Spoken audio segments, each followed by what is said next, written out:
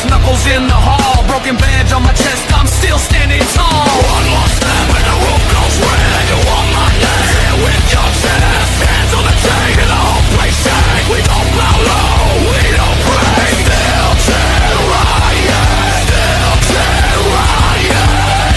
You push, I fight. Steelchair riot, Steelchair riot. We don't go quiet. Steelchair riot.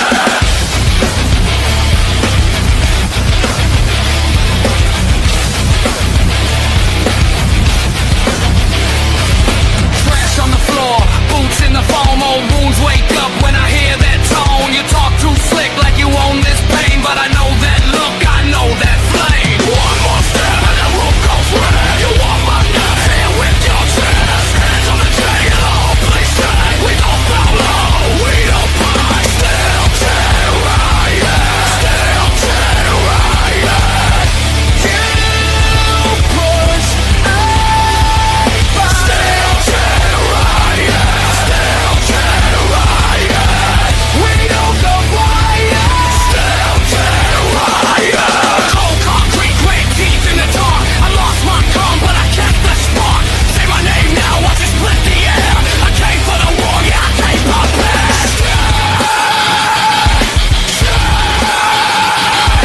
riot.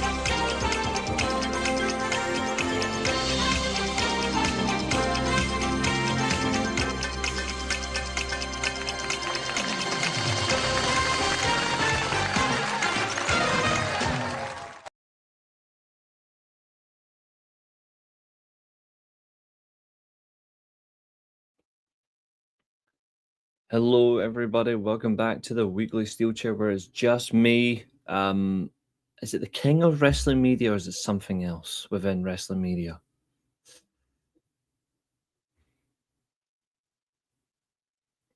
I don't know. I'll let the people decide, because apparently I'm a mixture of things. Apparently, but hey ho, all I'm gonna say is this: don't care about your feelings, except the communities.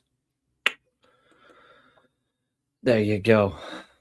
Just one, the one, but hey, we're going to have some fun. So welcome back to the weekly Steelchair. It is me doing things, of course. Wrestlemania has gone. Releases commence. It's going to be quite the show. And what's happening, Billy? Everyone in the chat, I can see Catherine's in the chat. The defending predictions champion, Chester Glenn's in the chat as well. We've got Dan in the chat. Xavier's there. Got £1 from Carl already. Lovely, lovely man. We've got, who else have we got in the chat? That's all so far okay. Now, obviously, I've done the pleasantries. I know I'm running a little bit late, so I do apologize. I was having some dinner conversation with my dad, lost track of the time. So if you get offended by that, then I don't fucking care. You can kiss my ass. But is what we're going to do. I'm going to put myself here. Actually, nah, I'm going to go back to where I was. I'm going to sit here in the middle because I am the star of the show.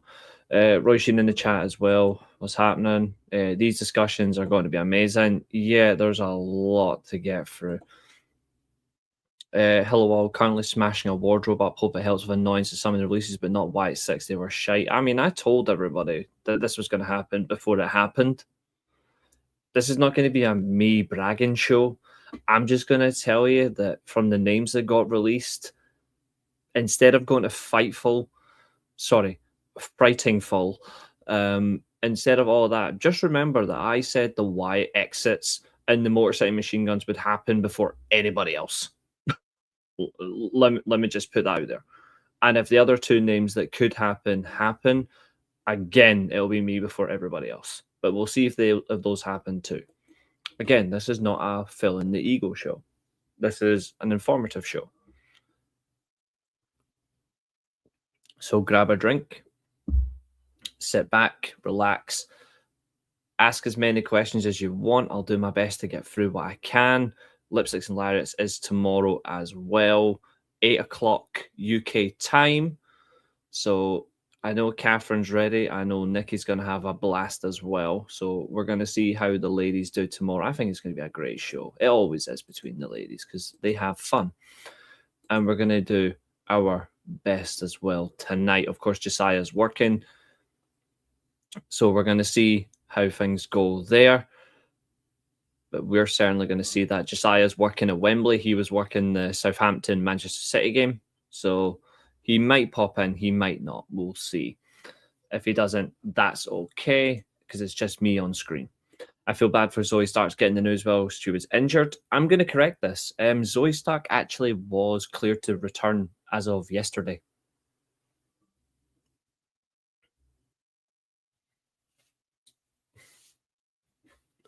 Sad news is she was injured. She then got the clear to return, and then she got the ring, phone call. So yeah, Zoe Stark's got the boot. Santos Escobar, however, being injured, his release whilst being injured is disgusting. That's disgusting. If it doesn't come from the so-called Queen of Wrestlemania, then it don't count. Respect. Who is filling fucking hell?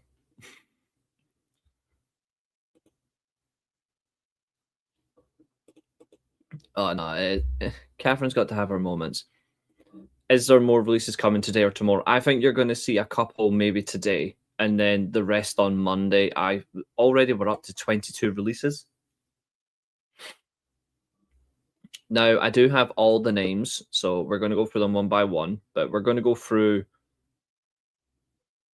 the ones that are really more important. And what we're going to try and do diplomatically, folks, so keep your personal feelings aside, Catherine, and specifically you, we are going to try and find the best places for some of these talents and where they should go, what they should do, what they shouldn't do, and have some fun. But there is one thing I want to bring up as well, first of all, before anything else, because people are getting really excited about it, and I'm gonna squash their feelings a little bit, and this is really unfortunate. Chelsea Green isn't on the list. Don't worry. However, I think 2 people are going to be released, and I stand by it. I think Stephanie Vaquer and I think Julia are both going to be released. It might not be this year, but it will be next year. I've got a feeling Maxine Dupree will be like, oh, yep, she will. And then Natalia will then decide, that's me, I'm done.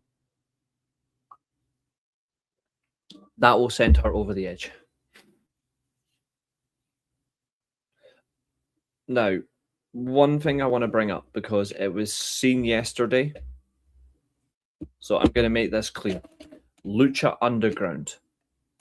Yeah, Julia will be next. And I've been seeing Julia since she came up to the main roster that she would get swept off after Mania. And I did say that. You can go back and keep checking. I've been saying this consistently.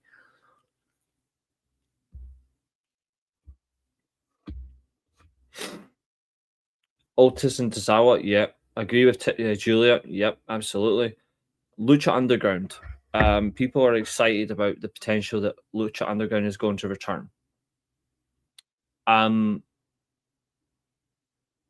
love the old Lucha Underground. I think the new one is going to be a little bit worse. But actually, it's going to be a lot worse because it's owned by TKO. So, enough said. If you were a fan of Lucha Underground back in the 2010s,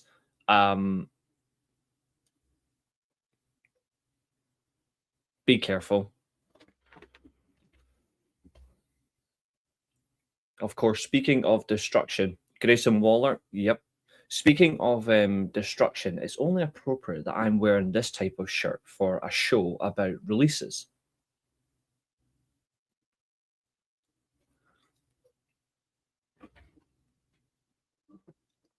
Right. So,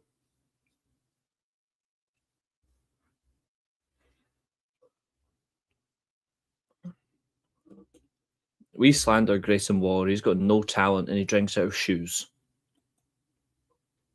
We're going to start with be careful is good advice. Actually, see, before we discuss the first releases, I'm going to reiterate something that Mustafa Ali and Nick Nemeth said after they got released by WWE a couple of years ago. Just because you get released, it's not the end of your career. Now's a chance for you to go into a new chapter, take yourself on a different level, redefine yourself, become better, and remind them what they could have done with you, but they've lost out because of their stupidity. So, lessons learned from two of the best still in the world, in Nick Nemeth and Mustafa Ali. Just because you get released from WWE doesn't mean your career's over. It means now you can actually make the most of your career. I haven't because I've got sense. Jey Uso will never get released, unfortunately. We're going to start with, I'm not sure if it's the funniest one, but it's certainly the one that I think a lot of people are going to have no sympathy for. We're going to start with this one.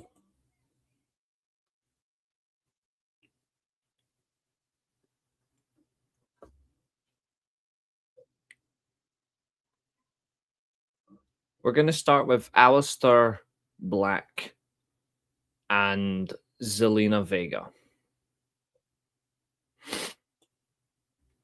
Okay, so let's begin with these two.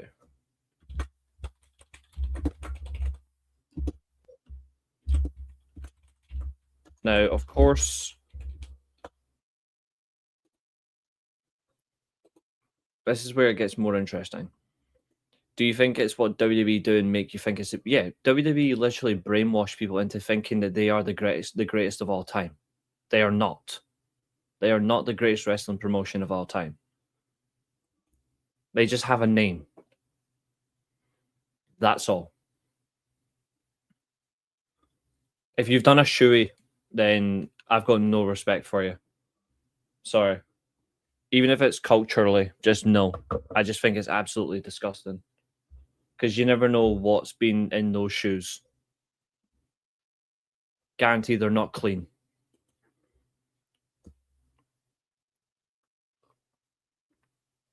I drink out of a bottle, a glass, or a cup, or a mug, depending on what people say, or a tanker. But no, I will not drink out of a shoe. Thank you very much. He's been back 364 days, Billy. His WWE run didn't even last a full year. He came back April 25th last year, and he was released April 24th. What if it's a brand new shoe? Then it still doesn't matter. The answer is still no.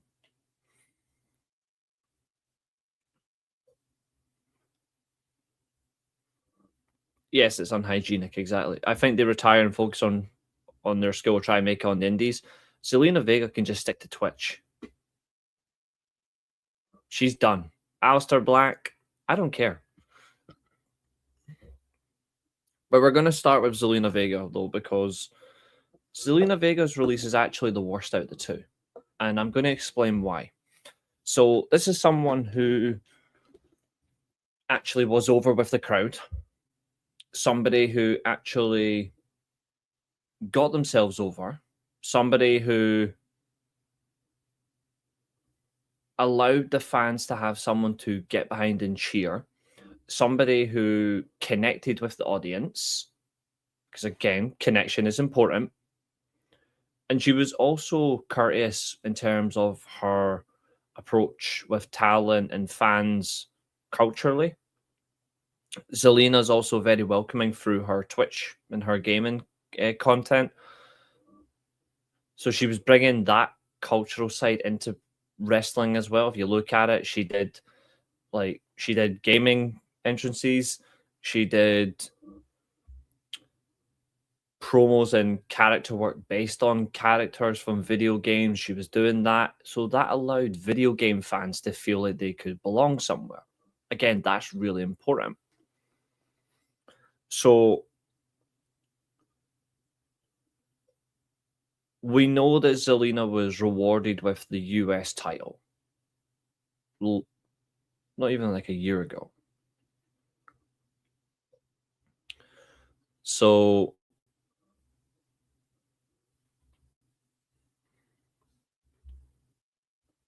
she had a great pop in Puerto Rico, where, quite frankly, you could arguably say she was that over that maybe she should have won the championship in Puerto Rico.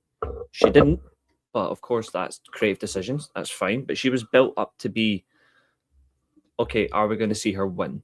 It doesn't happen, so we digress. Aleister Black, of course, returns to the WWE. They're paired together. Of course, they're a real-life couple.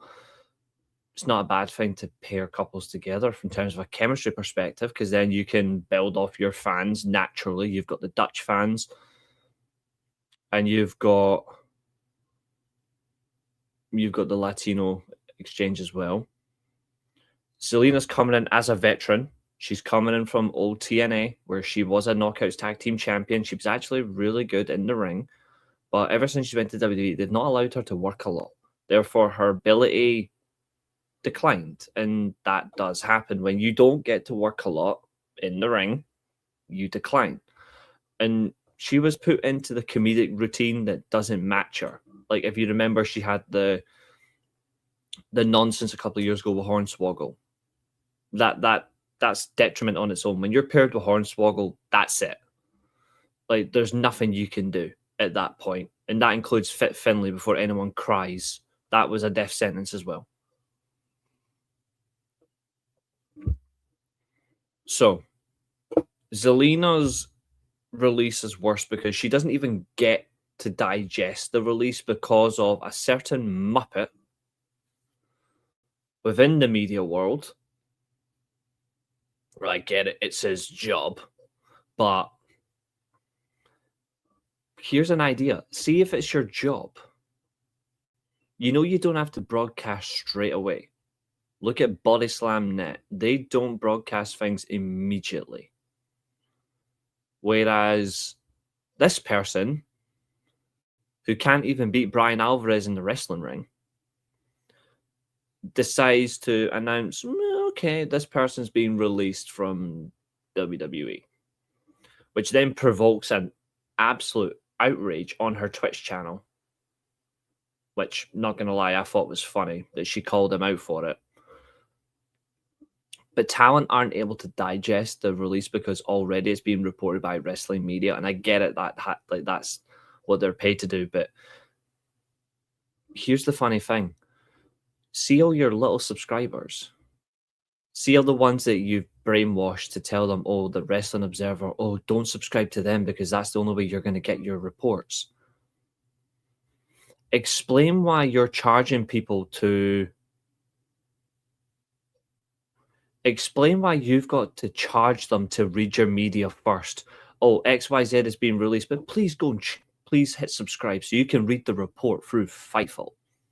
Nah, you're all right, mate. They did take the cross and Scarlet gimmicks, that's correct. And Glenn, I'm still not doing it, regardless.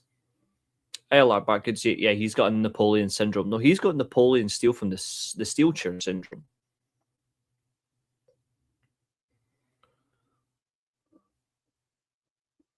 Oh yeah, absolutely, Bill. Absolutely. But hey, remember, this is the king and queen of wrestling media. We must not talk ill will of them. We must not. We must give them our respect.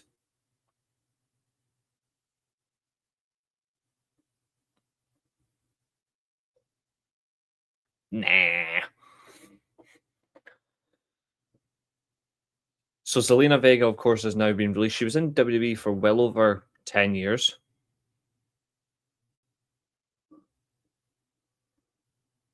What's up, Tina? Good to see you.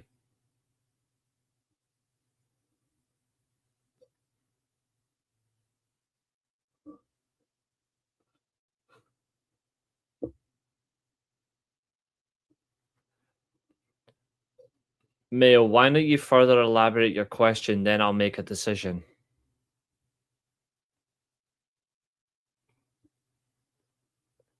I'll choose once you tell me what for. On what context? Like, context matters. I'm not just picking something over out of no context. Oh, they're live as well. Damn.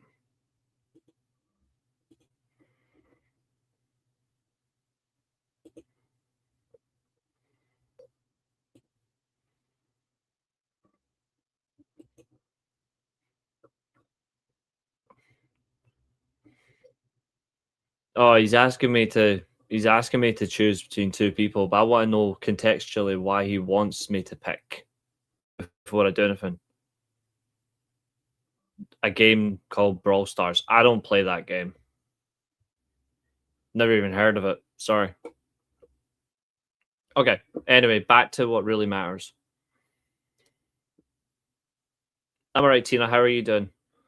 So Zelina obviously has now been released. She's had a go at Sean Ross Sapp. Absolutely fantastic.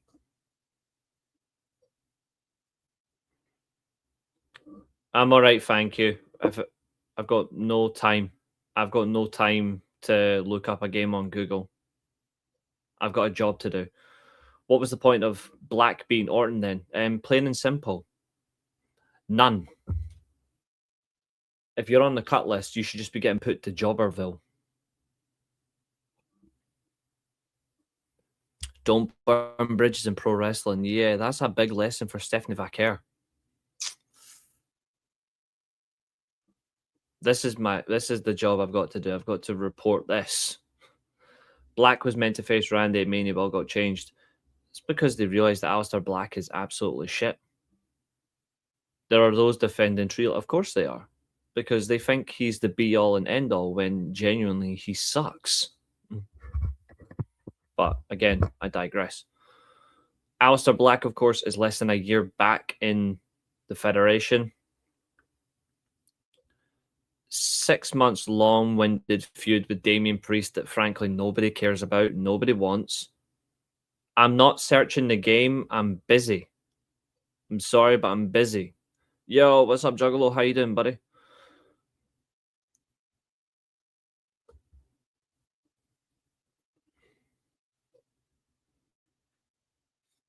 Catherine, you see all sides. Wrestling Revolver will be moving to YouTube tonight, and I'll have moving to YouTube away from Triller TV. I think it's going to be really good. I think it's going to be really good. Aleister Black, obviously, less than a year. 6 months feud with Damian Priest, it doesn't matter. You can get outraged over it. Quite frankly, if you look at what I'm doing, I'm here to do a show. I'm not here to look at games. Like, can you just be a little bit respectful? I will not be able to look right now. I can look later. Plain and simple. I'm sorry to hear that, Tina. I really am. Just know that I'm thinking of you and I'm thinking about your aunt. Send my thoughts and my well wishes to you. But I'm sorry. I'm sorry.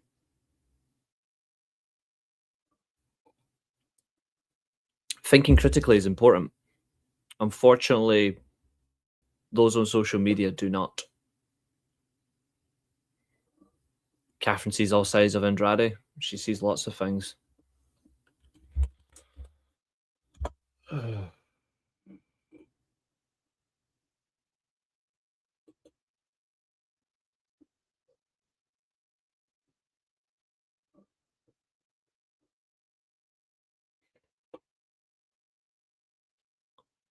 right, it doesn't look like the type of game I would play just by looking at the images. So, no thanks. I'm good. It looks too overly animated and not good enough. What is important, strength or mind? Mind. That's a question. That's a question I'll take. Who's your favorite current wrestler on the star? Who's the favorite Stardom wrestler on the current roster? Momo Watanabe, then Saya Kamatani. I wouldn't be surprised if these budget cuts happen in September. That's not what she means, Xavier.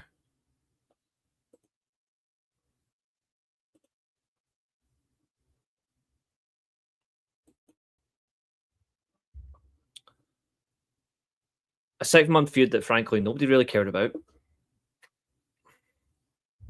Long-winded. Again, no payoff. No one got a payoff from Aleister Black and Damian Priest. The fans didn't get a payoff. The talent didn't get a payoff. Not unless you count winning the tag team titles with R-Truth. But that's not really a success.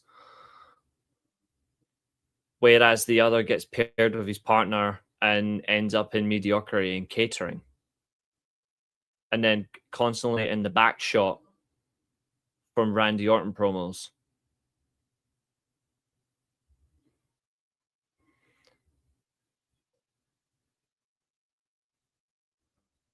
I've seen those streams happen all the time. They're the same types of shows. I'm all right, Ta. Also acting real shady of your AEW run. Yep, absolutely. Chester, thank you. Yes, please do like, share, and subscribe. Really do appreciate it. I'm in full screen. That's why I'm not bringing the comments up. That's just so I can... Actually, let me just bring up the chat on the second window. Hold on. There we go. Let me bring that up here. This will be a lot easier, so I can stay in full screen.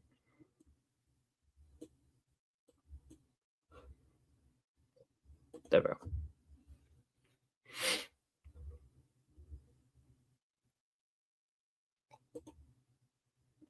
Thanks, bud. Appreciate it. Of course, Catherine's misbehaving. No surprise there. No surprise at all. Aleister Black returned to WWE after 4 years in AEW. Again, his success was simply just a trios title and a faction. That was it. He did nothing else remotely interesting. He didn't do anything that actually took himself forward. We then hear suspicions, rumors, and potential confirmations that he is saying no to programs, which is affecting himself, but it's also affecting the likes of Buddy Matthews and Brody King, Julia Hart, who he was in a faction with, holding them back. So already we're seeing the elements of he's a bad worker. And we can't trust that. So already we're already at a negative issue with Aleister Black. We don't have that issue with Zelina Vega. Zelina Vega doesn't cause those types of problems. So I think she'll be fine wherever if she decides to stay in the business. Aleister Black, of course, we will be coming back to him later on in terms of where we think he will go. But what I will say is I will be incredibly surprised if he ends up back in AEW for a second time. If I was Tony Khan, I would say no. I would say no. I would ruin him completely. If he did come back to AEW, I would make him a jobber on the first day. I wouldn't care. But I hope he doesn't bring him back. What's important for being healthy? Running or eating vegetables? It's always good to have exercise and eating healthy foods, so it's actually both. But running is good for you, but also drains the body's energy, whereas you've just got the replenishment. So I would just say both, but control how you do it. We are going to move on to the next one, and this one's a bit of a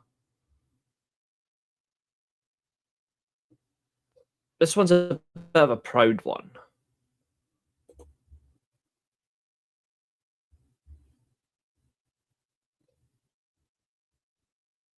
We're going to talk about the Motor City Machine Pistols.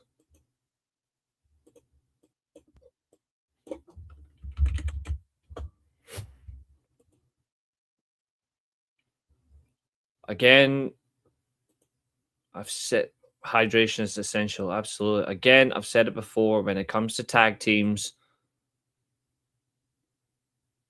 they are one of my favorite tag teams of all time. I've said this repeatedly. I've said this numerous times what this tag team means to me.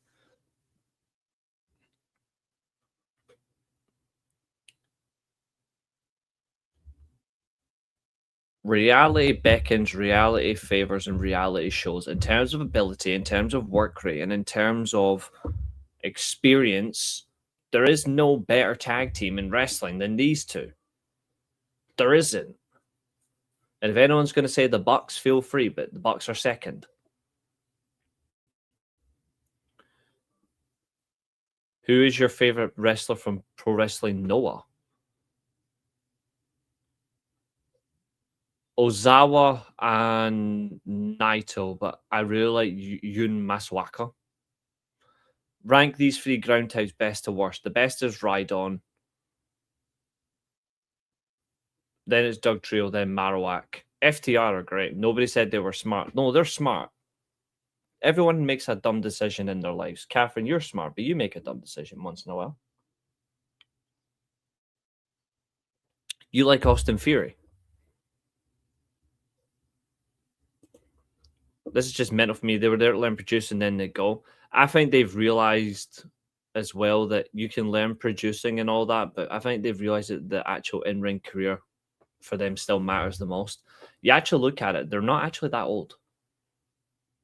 Like, I'm just going to throw this like in your wind. I'm actually going to throw this at you. Alex Shelley is 42 years old. He's 43 May 23rd. Chris Sabin, on the other hand, he turned 44 in February. Again, that's not old. It's 20 years of experience in the business. Yes, 20 years of experience. Early 40s. You look at what they can bring. Yes, you can put them back in, say, New Japan. You could put them in CMLL. They could go to Noah. They could end up in AEW and do a dual contract with any promotion. Or they could go and do an indie run. No matter where they go, they can do tags or they can do singles. And they're going to offer you a lot of experience. Now, for me, they had a great first match in AEW many years ago, which I enjoyed because they teamed up with Jay Lethal. And that match was excellent. But when I look at talent who I said from the very beginning that should never have went to when they went to WWE, I said it at the very beginning that they would make a mistake. I said they would make a mistake for everybody else. And if you want to go back and look, you can go look at the stream. I got called out for it saying it's too much bias. But I'm not being biased because I was simply proving my point about talent. They don't fit. And I will not be wrong about it. They didn't fit WWE. Yes, they won the tag titles, but after that, what happened? Nothing. WWE, of all things you fumbled, you can't fumble them. Like, that's just funny. ETC, thank you so much, mate. Thank you so much. just subbed after watching the channel, but keep up the good work. That means a lot. Thank you. This is what good, honest content does. Kyrie's contract did expire, which is actually a great point that I'm going to be coming to later on. We've got a great point about her that comes up. I know Catherine's saying this. They did go to AEW. AEW didn't sign them.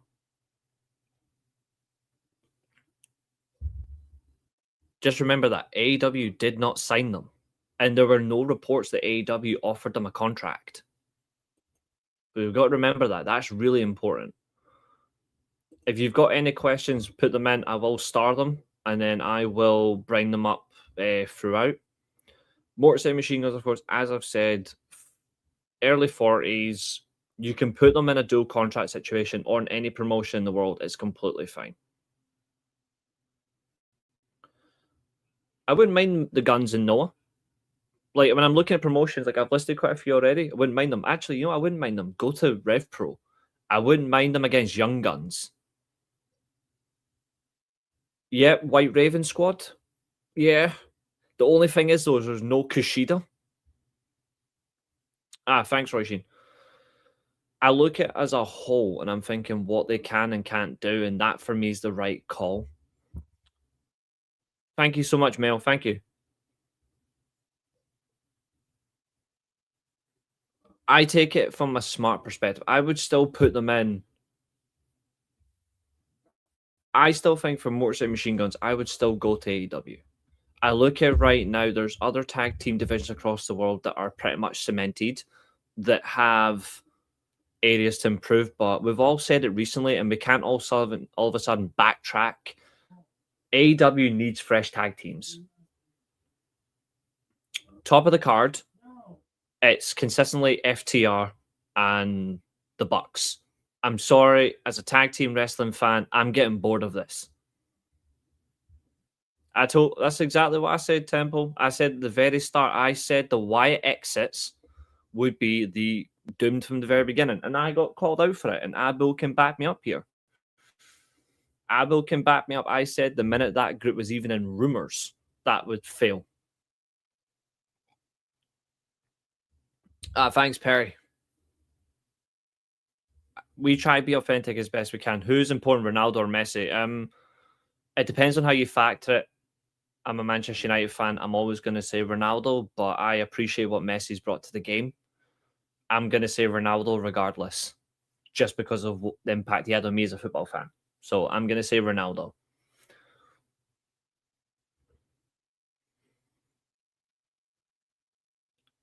Yes, I agree. Kaylee Ray should go back to Pro Wrestling Eve. AEW can't push Private Party because they always get injured. Yep, which means, unfortunately, you've got to pull the trigger. Private Party, release them. I know this is going to sound... I know we're reacting to WWE releases, but if you want to bring up who we think we should release from AEW or any other promotion, we can do that. Feel free. I look at it in perspective. I think certain ones have to go. One in, one out.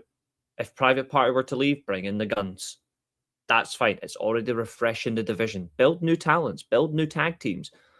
But veteran tag teams are important in the business to get the talent over. That's why I recommend Tony Khan just give them a phone and be like, we have a spot. Do you want in?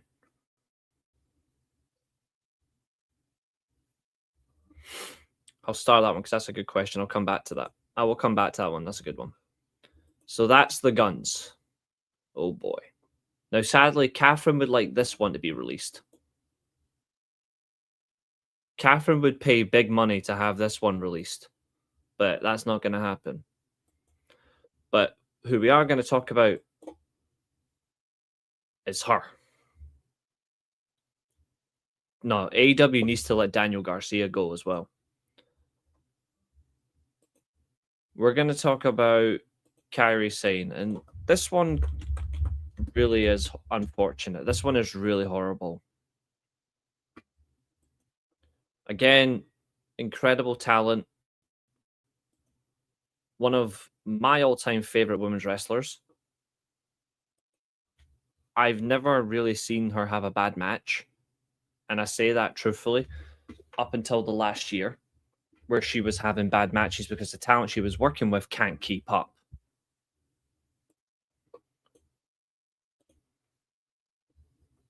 Thunder Rose needs to be released yet. I have no problem with Kyrie going to AEW. We're going to be doing that later on. Don't worry. That's going to be part of the show. We will be doing a tier list of sorts of the WWE releases about indies, other promotions, and we'll go with it.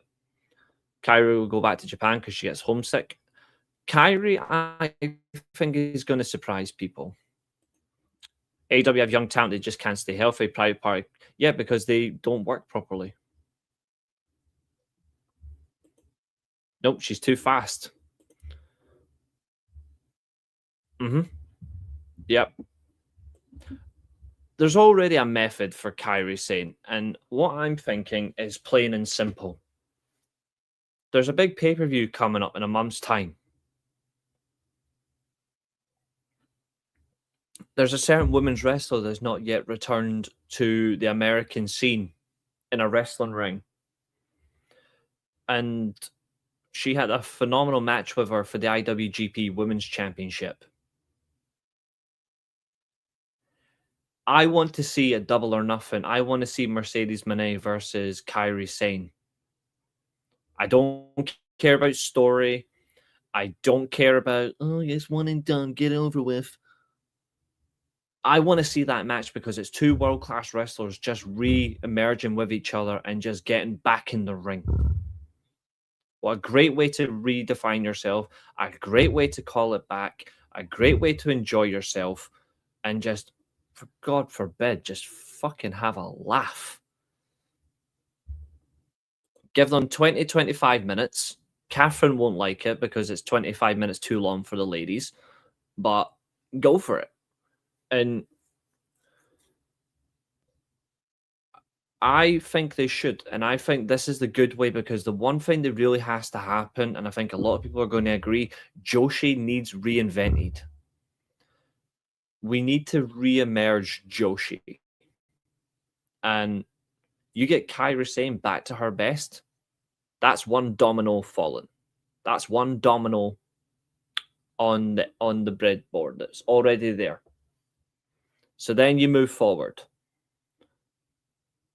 You've got Stardom still in the world, thankfully. You've got Utami Yamamashita, who is now left Marigold. Fuck that promotion. You could potentially bring her in as well. The way forward in the business for me, and I've said it recently and I still stand by it because I like the approach that some companies are doing. The best approach for me right now to wrestling is dual contracts. It's good to have a base in America, but I also believe you should have a base in another location, another company. So right now, I want to see Kyrie Sane do one of three things. AEW and Stardom dual contract. AEW and CMLL.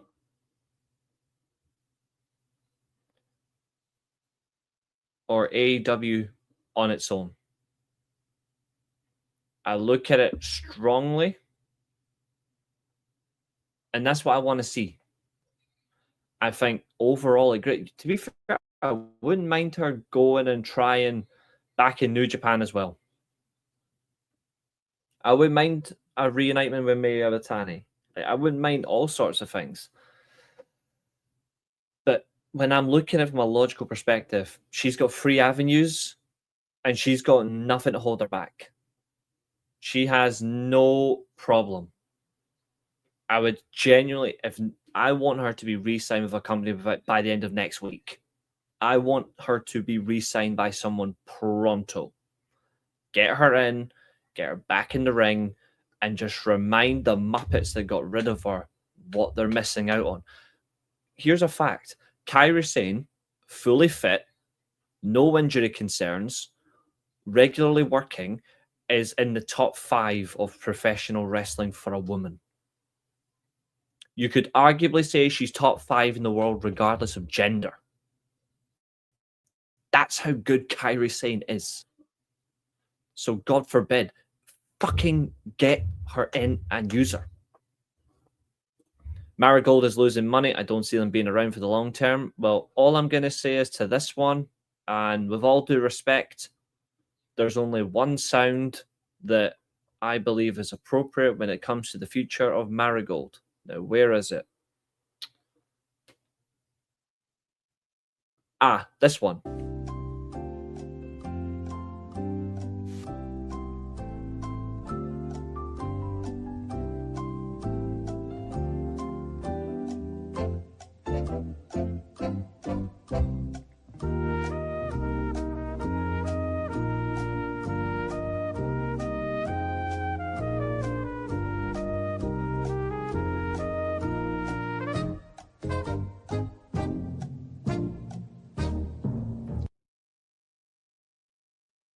$100%. 100%. Because I've got no care. No, Jeopardy. I have got no care for Marigold. Yep. That's a fact. That's a fact. See you later, Perry. I was thinking I was more... Not really, because death of promotion... Why pizza's not the answer? It's Jeopardy. What about Kairi being paired with Mina and AEW despite their women's tag team titles? Not a bad idea. I think the way things are going, I think Mina's gonna need something very soon the minute she turns heel. What's up, Aaron? Good to see you, brother. Seri Yamaoka and Marigold is a beast. I mean, when you're working for Rossi, that could be two different types of connotation. Just saying. Probably not the... Because it's a fact. Because it's Rossi, after all. But Yamaoka is a fantastic wrestler. I do agree. And to be honest, I don't wish for promotions to rot to the ground, but if you're associated with Rossi, I don't want the company to exist. I'm sorry.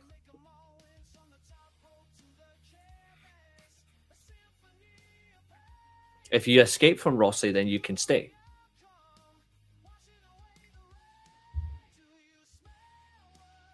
I genuinely hate the man. Disgusting human being.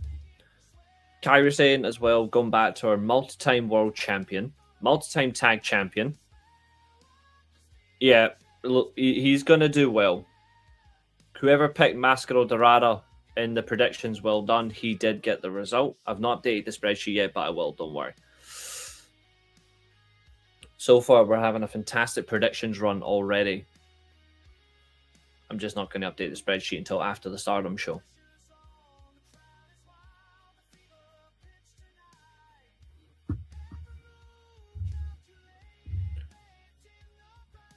I will never understand Mayu Iwatani's relationship with that man. I don't think Mayu even understands that relationship.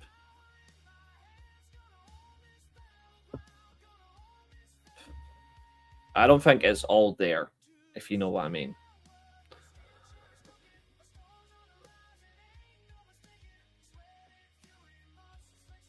But an excellent point was made. Kairi Sane was genuinely in a storyline, and they never pulled the trigger. Now, it doesn't matter who... Oh, we've made budget cuts. We've made decisions to release all this, all that. This is meant to be the company that's all about storylines, and they are so proud of their storylines. But you couldn't even pull the trigger on one that was sitting right in front of you. People were actually wanting Kairi Sane versus Asuka one-on-one. They were asking for it. And you didn't give it to them. You've wasted Asuka's time, who's one of the greatest women's wrestlers of all time. You've ruined Kairi's time, who's one of the greatest of all time. You wasted Io Shirai's time, again, one of the greatest. And you wasted Rhea Ripley, who's just Rhea Ripley.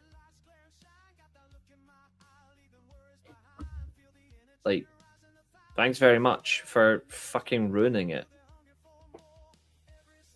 Like,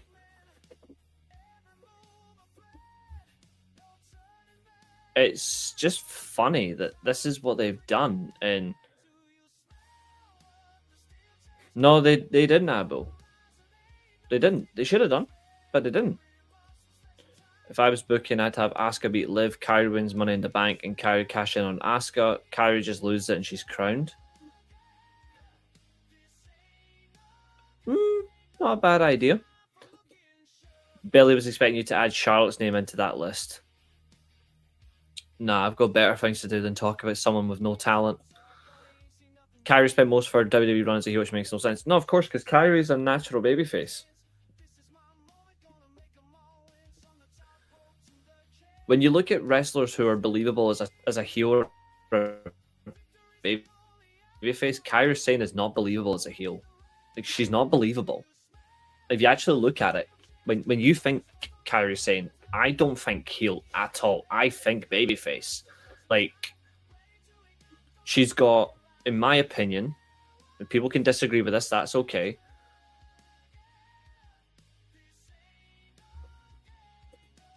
Don't worry, that's coming. Like, and I'm sticking by my guns. She will be released, and I will always say that it's coming. If it's not this year, it's next year. Trust me. What a shame by wrestling company to drop the ball with that story, and now Kairi's gone. Yep, absolutely. I was saying there about Kairi Sane. Kairi Sane for me has top 2, top 3 WWE women's match of all time.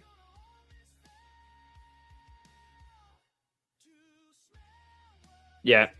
To be fair, Io Shirai, or Io Sky as she is now, she's a good babyface or heel. Asuka's a better heel. Kairi, 100% babyface. What is your favorite Kairi Sane match of all time? In WWE, it's Shayna Baszler at the first Evolution. Outside of WWE, it's the match with Mercedes Moné for the IWGP Women's Championship. Yeah, Kairi against Baszler. Yeah, for me, that is top 3 WWE Women's match ever. It's that good. And I know it wasn't the main event. It was Rousey versus someone that had more doors open than a taxi. But Baszler versus Kairi Sane should have been the main event. Absolutely. Natsupoi plays off the Kairi babyface great. She probably learned. Yeah, she would have done. Kairi Sane versus Kagetsu, yeah. Just don't ask. All I'm going to ask is if you know wrestling names, just don't mention them to Zelina Vega. If you know, you know.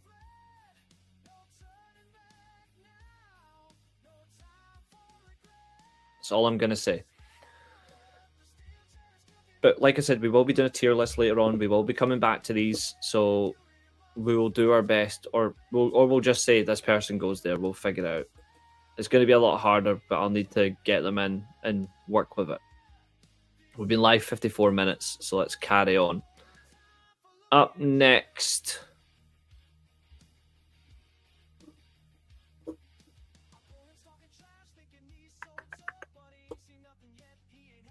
This one. Zoe Stark. Oh boy. First of all, poor Werner.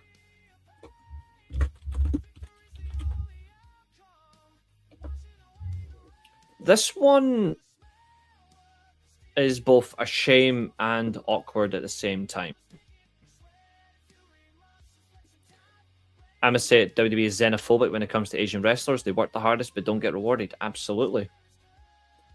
Zoe's underrated. She's not bad. But this one's really annoying. Now, I corrected it earlier on because of the reality of her situation. Zoe Stark is clear to wrestle. She's been injured for quite some time. She got the all clear literally the day of the release.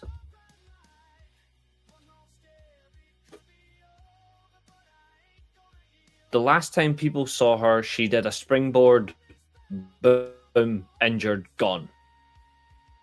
Again, if you're not the type of person who fits the move pool for a springboard, don't do them. And I've never been convinced by her of doing that, you know? Zoe has brought a shame to the House of Starks. Only Messi wasn't a fan of her. I don't think she's absolutely brilliant, I will admit. I think she's decent with potential. But the injuries has hampered her. Now, the reason why I'm addressing Zoe Stark is not because of the talent or lack of talent or apparent talent. I'm bringing her up because of the way she got released. For me, it's unfortunate that she was not able to change the narrative because she got injured, and now she's not able to come back and improve. She's now having to figure out her career plan now. That's why I'm bringing up Zoe Stark, and I genuinely feel sorry for her in that element. So we'll see what happens with her. In terms of where I think she'll go, I've started that one because we'll be coming back to her later on, don't worry. Good couple of questions, so don't worry, guys. I can start and bring them up. Keep asking your questions. I just think for Zoe in general, take time, reflect on your career, and think strongly about what it is you want from the business. That's all I'm going to say about Zoe Stark. And good luck wherever you go next. Right. Next one. Another one who's just came back.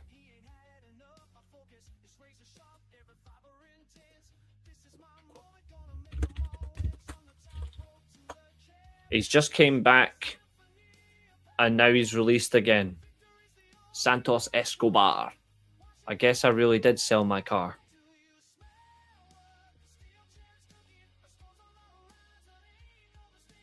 This guy's brilliant. Like, I'm not going to put it. I'm not going to mince words. This guy has got some of the best gifted natural talent in the business. I think overall, work-wise, Santos Escobar actually, he's got incredible talent. He works really hard, good matches. He's a good blend of technical and high flying. He leans a lot into his lucha background and his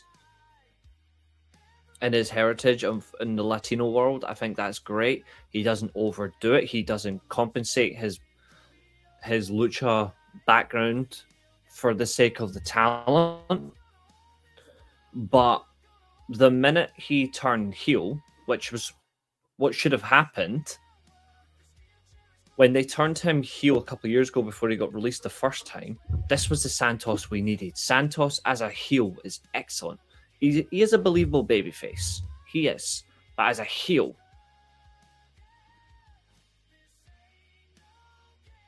we're not getting anything from him. I think overall we're needing more from him, and it is awkward.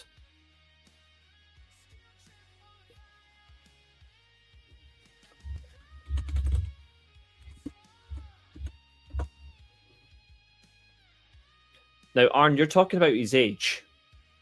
Santos Escobar is literally 42 years old in 5 days' time. Again, like me, he's an April boy. Santos is 42 in less than a week's time. It would be funny if he goes to CMLL and wins the world title and be like, fuck the AAA mega title. Oh, it would be absolutely hilarious. It would be absolutely funny.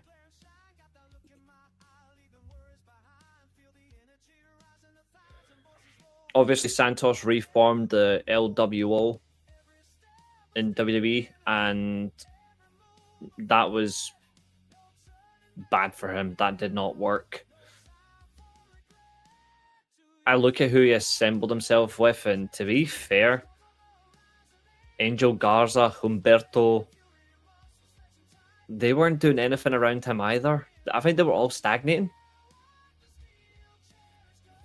Yeah, they're signing all these young talents, but that's bad for your business.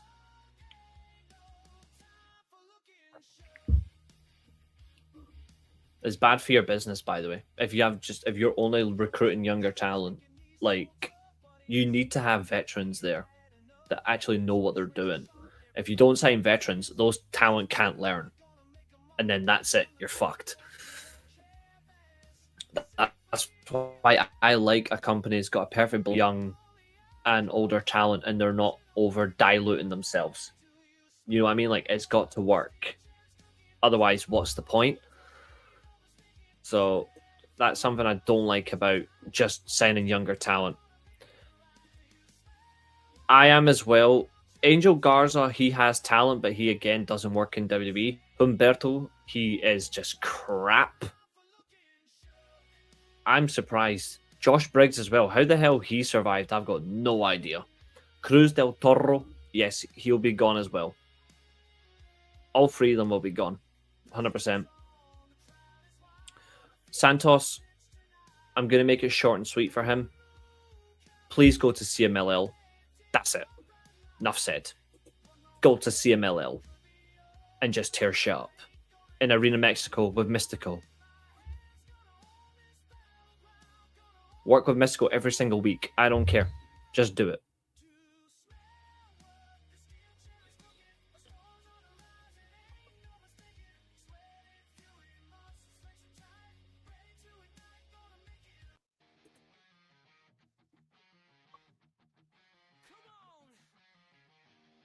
Nikita Lyons is only there because the bosses are pervs, and Josh Briggs is a fucking scumbag. Okay, moving on.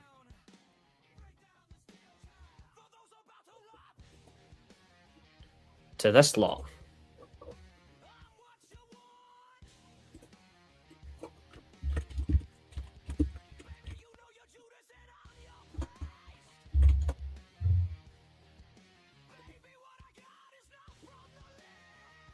The Wyatt Exits.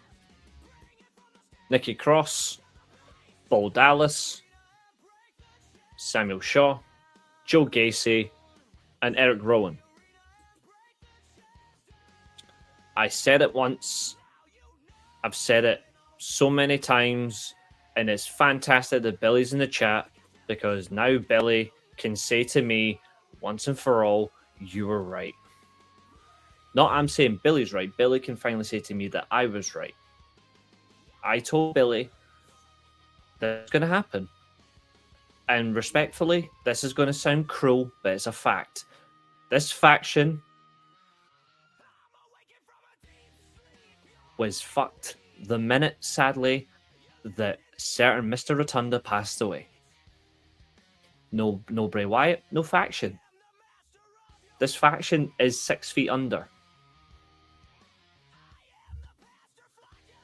This faction was never going to work. Thank you, Billy. You're a man with pride. You're a good man. This faction had nothing going for it. And the funny thing is, though, is Dexter Lumis was an overachiever in NXT. Yep. And Dexter Lumis, to be fair, was fun in TNA with the creepier sort of gimmick he had, because he genuinely got strong reactions and it worked really well.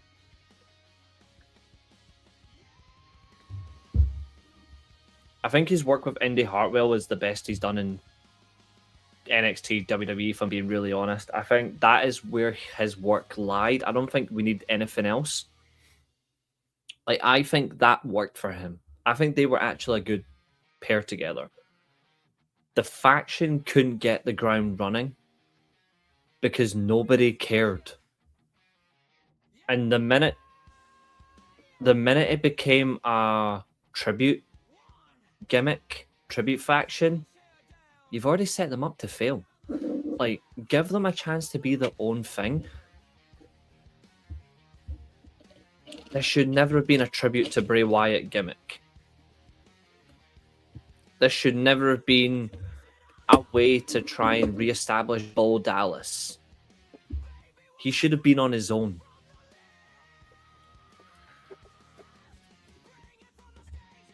Nikki Cross was in the wrong environment anyway. What's up, Josiah? Good to see you, buddy.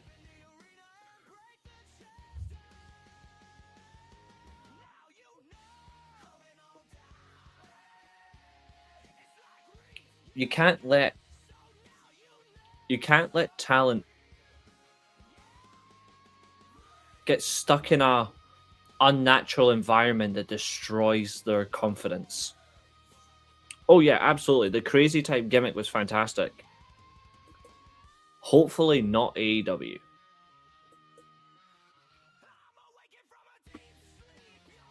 Eric Rowan, we know why Eric Rowan was brought back to WWE. Let's be real. He was brought back just for this because the guy was struggling.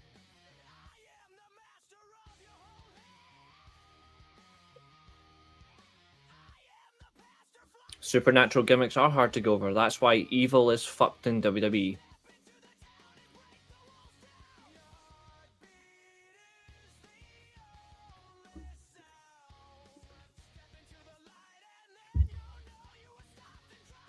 I'm not going to talk negatively about Eric Rowan. He lost two of his most important friends in a short space of time. Two people that he worked closely with for years. Two people that he considered brothers. As far as I'm concerned, Eric Rowan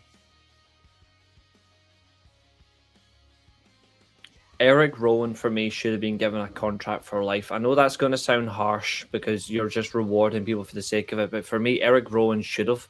And they should have had Eric Rowan just be that type of giant who just comes out. Well, that big man who comes out and just does the job, helps get younger talent over and just has fun. Instead, they've put him into a gimmick where it doesn't fit him. You've already taken away the sense of what the original faction was all about. Therefore, he's not in a comfortable environment either. And he's already second-guessing himself. So, when it comes to Eric Rowan, he's the one I actually feel sorry for the most here. Like, I feel really genuinely sorry for him. Joe Gacy's actually a solid worker. Again, Joe Gacy's fun. He's been in two factions now where he stood out. He stood out in NXT. He stood out in this horrible Wyatt faction. Let's be real, Joe Gacy was the only standout, which is really hard. But the problem is he was stuck feuding with Bitcoin for the past 6 months. And I'm sorry, but if you're working with a Samoan family for more than 6 months, you shouldn't be allowed to be on TV. I'm sorry. If you're locked in a faction war for even 2 months, if you're locked in a faction war for 2 months or more with the Samoans, you should not be in that company.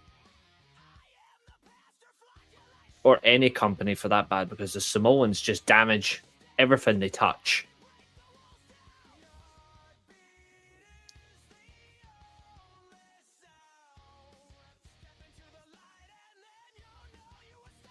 And Danhausen sucks.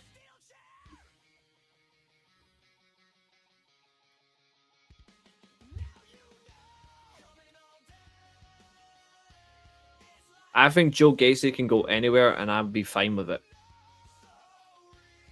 I'm not bothered where he goes. Thank you, Catherine.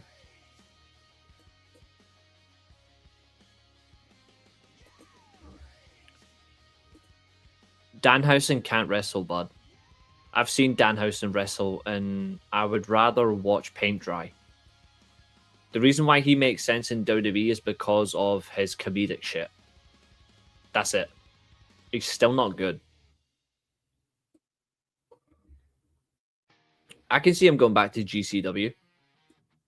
I'm not against that.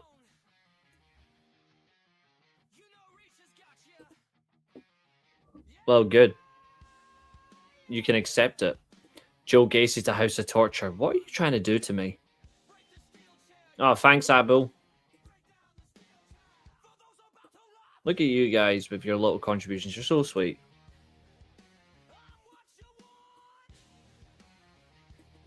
Danhausen's. Mm-hmm.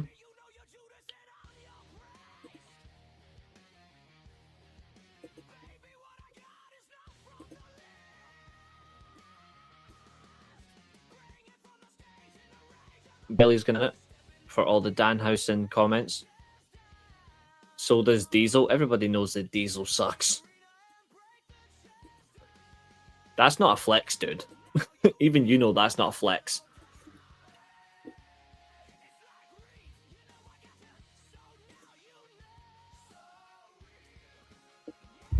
I think in terms of what he fits, though, the House of Torture makes more sense.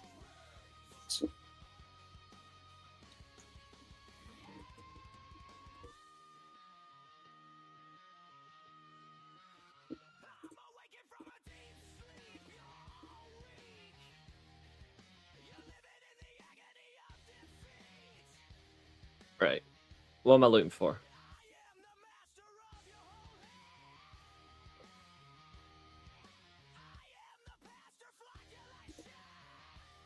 Yeah. This is what I'm needing as well. Okay, let's carry on. We're going to move on to the next one.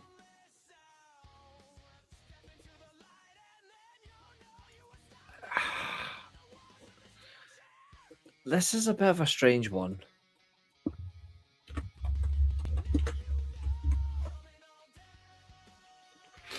Apollo Crews. Now, why is it strange? Well, this is going to sound harsh.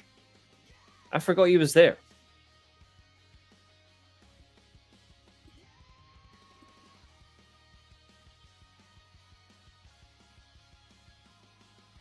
I genuinely forgot he was there.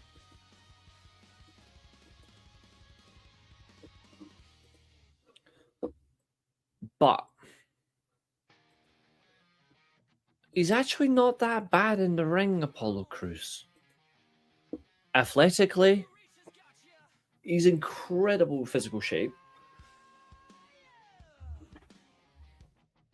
The moves he can pull off just from a standing dead position is great. He does work really well. Trick Williams used to be Apollo Crews security. That is true. Talent-wise, Apollo Crews has it. Back on the indie scene, I think is where he's going to go. I don't think he ends up in AEW, if I'm being really honest. I don't think he goes to AEW. Apollo in New Japan, not against it. He could certainly fit in a couple of divisions. He wouldn't be a world champion still.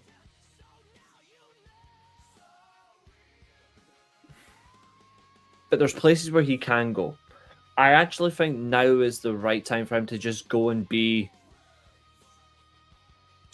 I would think for him just go and work on the indies. I think the indies is the right place for him. He can focus and he can just have fun. I think he's missing the love of the game. I think he's missing what it means to just work and have fun. So I would say go and do House of Glory. Go and do Revolver. Go do GCW. Go do Rev Pro. Go do Progress. Go do ICP. Go and do MLW. Go do Maple Leaf Pro Wrestling. Go to, I would say, the NWA, but avoid that. there's so many. I actually think the best is the indies for him. Take bookings, go and enjoy it, and a laugh. Like, there's a lot there.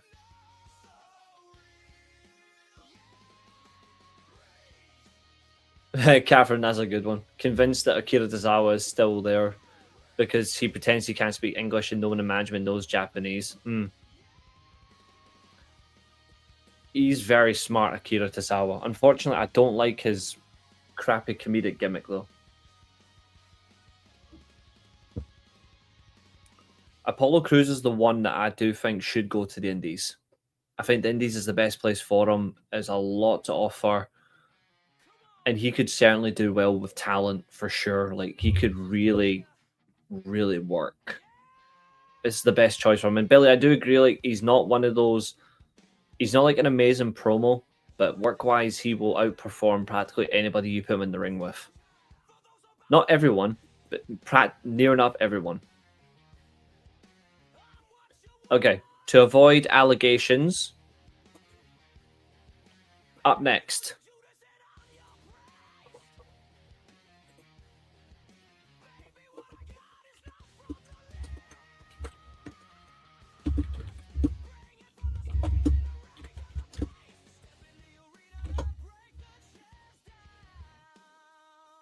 Another Scottish wrestler. Back-to-back years, we've had heavy Scottish releases. Conveniently, they're all women, except for Gallus. But there's been a big exodus of Scottish women's wrestlers that have been booted out of WWE in the past couple of years. There's one left for the women, and there's one more for the men, because we don't count Joe Hendry.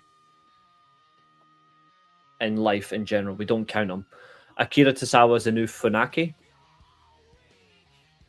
I'm glad you didn't say Yoshitatsu.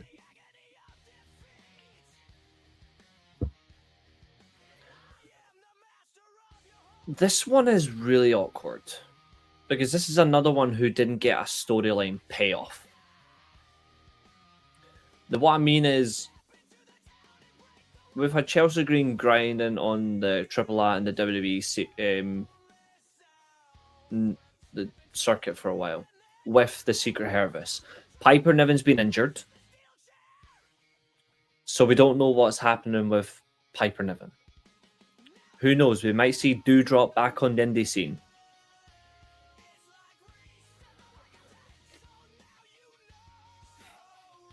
But Kaylee Ray / Alba Fire never got the conclusion with Chelsea Green, the Secret Service, and neither did Chelsea. Instead, she was with mostly Ethan Page. Now, I'm not going to argue against that. I think Ethan Page is fantastic. But there's opportunities here. And again, this is the company that's, we are the storyline company. We like to remind people that we do storylines. Because, you know, storylines for the win. Even though they haven't pulled off a good storyline in over a decade. This is a big one. In terms of, like, again, it's not as big as the Asuka Kairi Sane story, but it's still a major storyline in terms of this is what you were going for. You were going to build up to it, and then you've just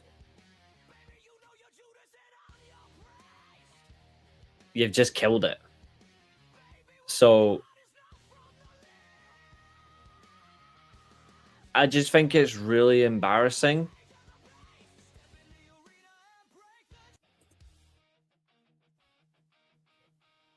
I just think it's embarrassing.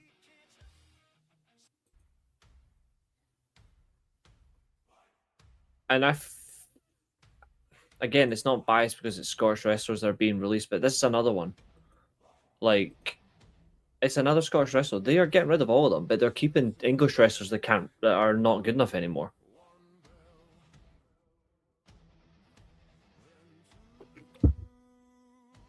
And you're keeping Lyra Valkyria, and Kaylee Ray is better than Kaylee Ray is better than Lyra Valkyria.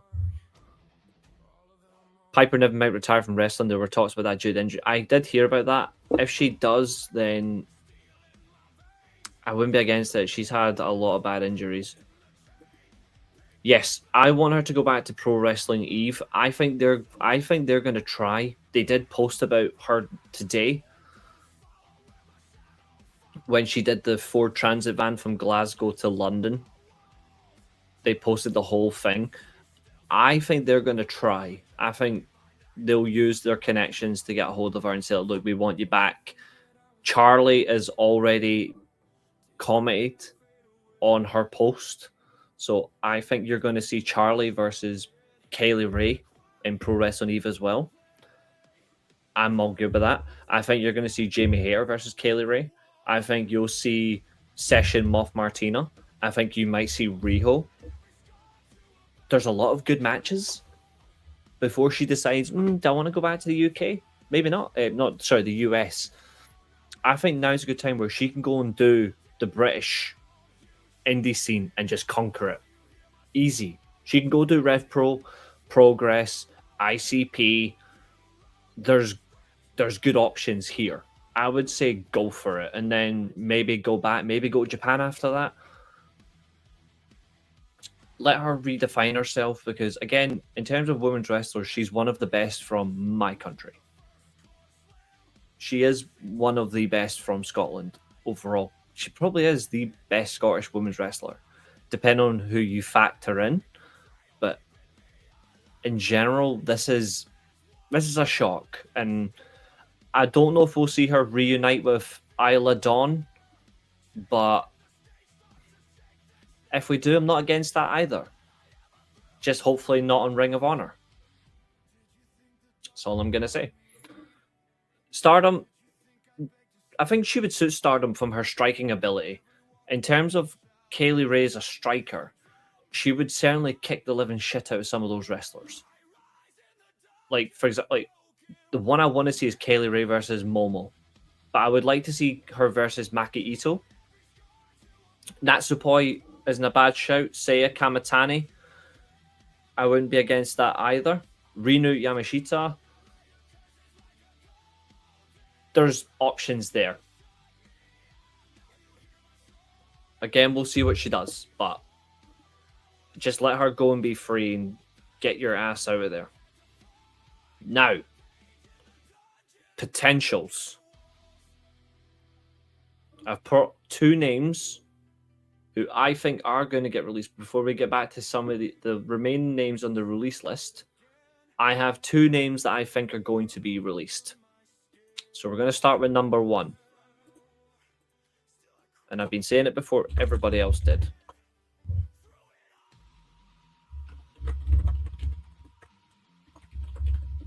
So we're going to start with this deadly lady herself. We're going to start with Julia, who, pound for pound, if you let her work properly, is top 3 in the world. Alongside Tekla, and depending on how you view it, Saya Kamitani, or you could say Mercedes Moné, depending on what your top 3 is, elements to it. There's a big list. But in terms of active working, and Io Sky. But in terms of active workers, at the minute, Julia, obviously, she's no longer the US champion. 2-time US champion. She's been an NXT champion. Again, Julia is a world-class wrestler working with a bunch of average talents. The only top wrestler she's worked with on the main roster is Chelsea Green.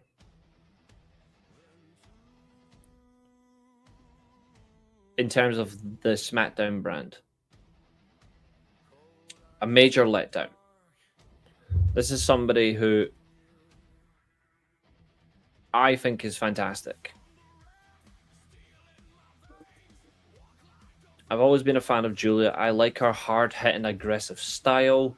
I think overall as a worker, whether it be working as a striker or a technical wrestler, she is incapable of boring me to death. I enjoy watching her matches. Now, pre-WWE, she had a great exit match. She had a great match with the woman that Abel's now dropped from All Life, Stephanie Vaquer, where she put her through a table. Fun one overall. I enjoyed that.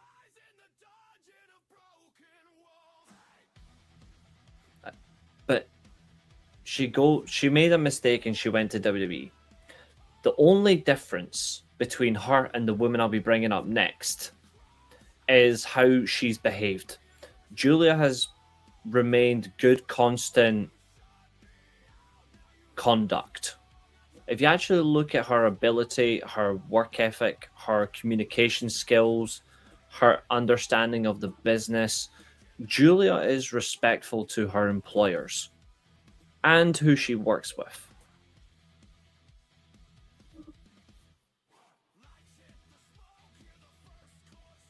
You could arguably say Julia is someone that you should actually model yourself on if you're a wrestler in terms of how to conduct yourself properly and just manage yourself. She was never used in WWE the way that she should have done. When you look at how Tekla is used in AEW, that's exactly what Julia is. Hard hitting, fast, dominant, can talk, and knows exactly how to get things done. This is the difference between AEW booking women's wrestlers and WWE. In AEW, you're going to get somebody from that area who you're going to be allowed to wrestle, and you're not going to be dressed up like a schoolgirl on NXT, which again was horrible. Sorry, Riho, but that had to be brought up.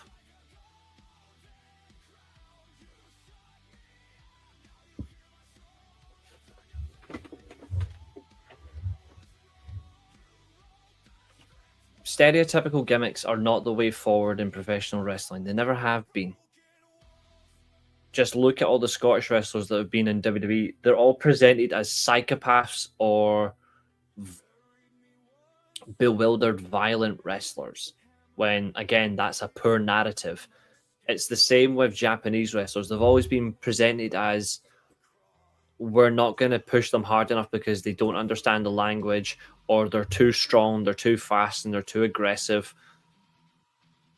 When actually, in terms of the business, the Japanese wrestlers are the ones that actually do more for the business than the Samoans.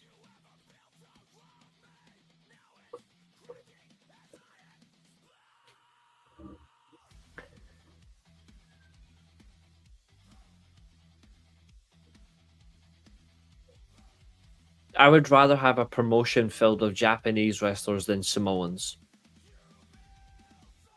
Every day of the week.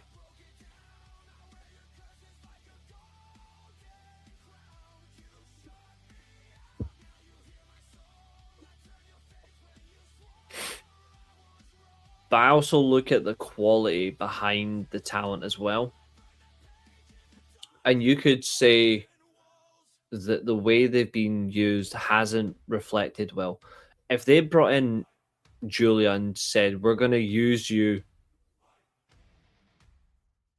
as an aggressive, hard-hitting talent, and we're going to let you dominate your opponents, we're going to let you talk shit about them, and we're going to see if they can rise to the challenge, then Julia succeeds in WWE. Instead, we're going to stick her with Kiana James, who got the Shawn Michaels treatment.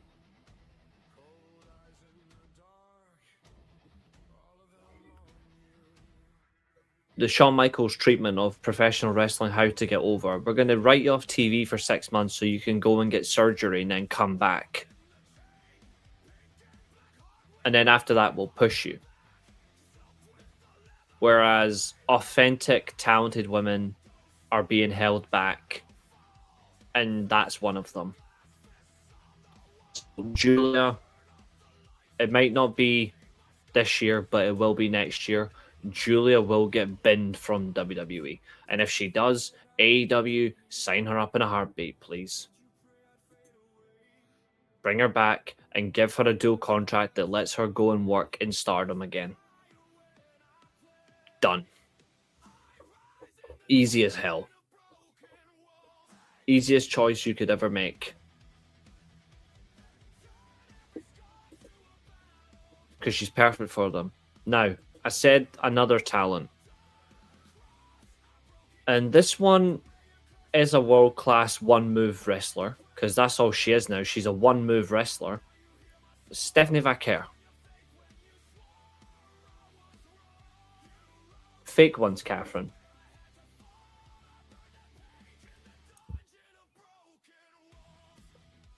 This woman right here went from a world-class talent to a bloody nobody in a heartbeat. Now, of course, if they're watching, I know that there's some people who are going to get upset by that comment, and I don't care. Because it's the truth.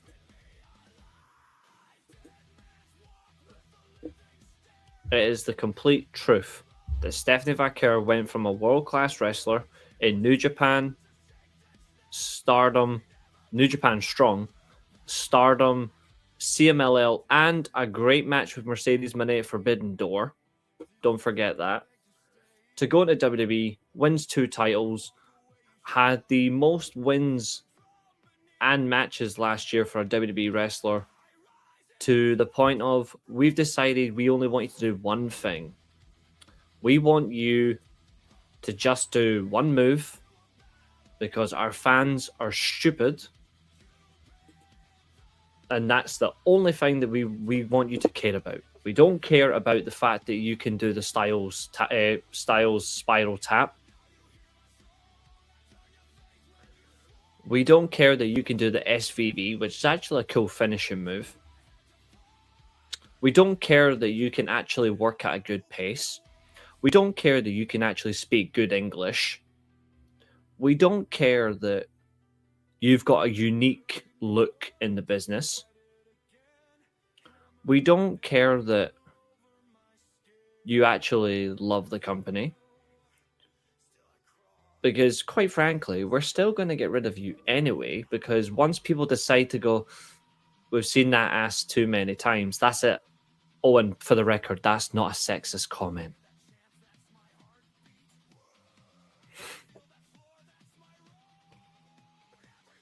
Oh God, Catherine, I said the S word. Oh God, I said the S word, Catherine.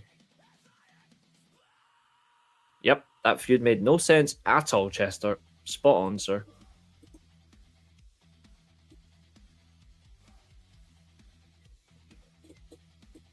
Have you noticed that all the releases so far from WWE, the vast majority of them are women, but apparently I'm the one that's sexist? If she goes, she deserves it, silly cow. Jesus. On a serious note, her and Julia needs to go somewhere else where to wrestle. This is the difference. Stephanie Vaquer, I don't care where she goes now, because she burnt bridges with 3 companies at once just to get to WWE. I don't respect that. If you want to go to WWE, that's fine. At least complete your advertised dates. At least drop your belts respectfully and put talent over. Don't disrespect the organizations and just bolt. Have some respect for who you work with before you decide to go to WWE, because she claims it's a corkscrew moonsault. It's basically the spiral tap, the way she does it. It's the same motion. It's just like a moonsault, but it's the spiral tap variation.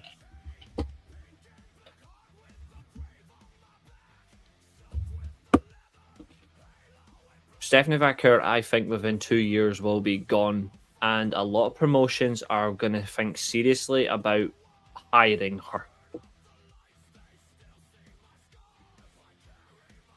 I think Tony Khan would absolutely make a move for Julia. For Stephanie Vaquer, I don't think so. And personally, I wouldn't either. Not unless she came out and publicly apologized, though, for what she did.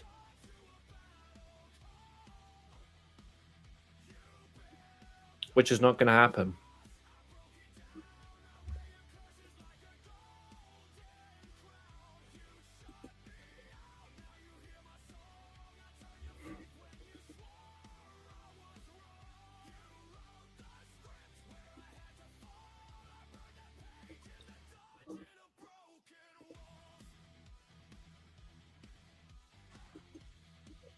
Yeah, it's similar to a spiral tap.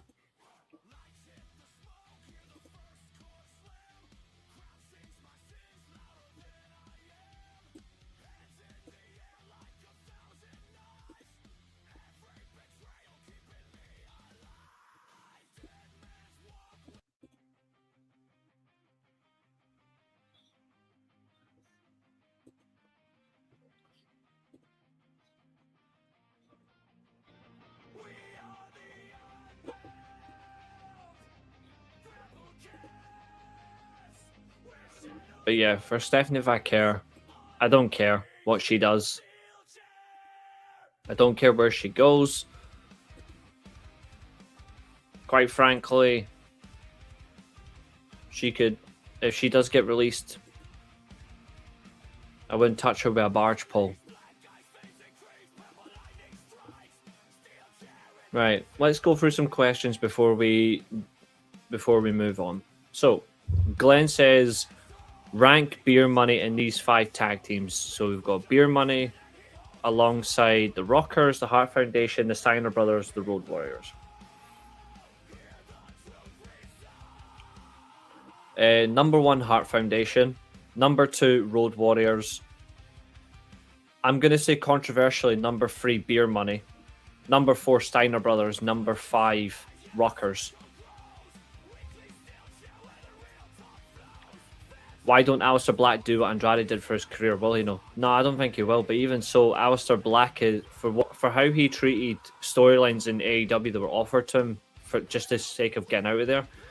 I generally don't care what he does. Like, he was given constant storyline after storyline, and he kept turning it down, which was hurting his faction mates. If it was up to me, I would blacklist him from the business.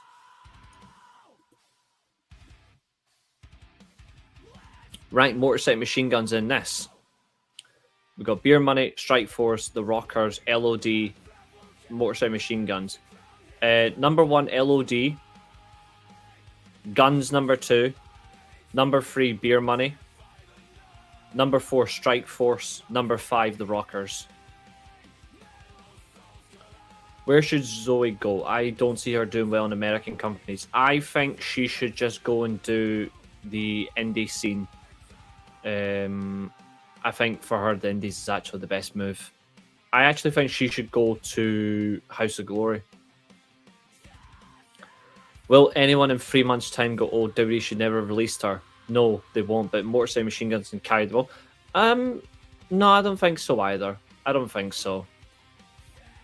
Santos Escobar to sign with the new revamped Lucha Underground as it was teased in a trailer on X. Maybe. The only thing is, though, is he will be back under TKO's employment because TKO are the one that own Lucha Underground. So, LFI, Rush, Beast, Mortos, Jalisco, Santos. If it means getting rid of Sammy Guevara, absolutely. Eric Rowan in New Japan as the new Lance Archer type guy. Would he work in New Japan? I think he would. As a big guy, anyway.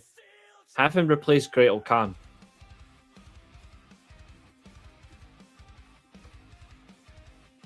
Have him replace Great O'Khan in United Empire, just for fun.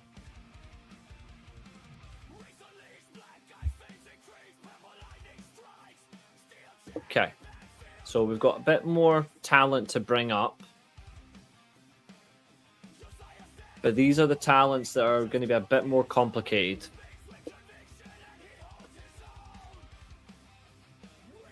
Like, this will be a bit more complicated just because of who they are.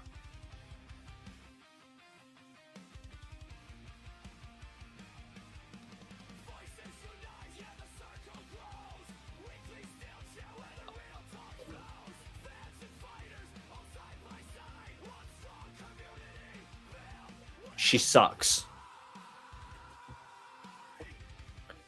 I might need some help with this one. Because again, I'm an honest person. I haven't got a fucking clue who they are.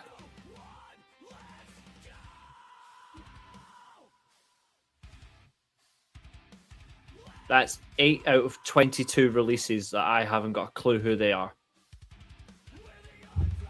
I do not know who they are. And I'm not gonna lie.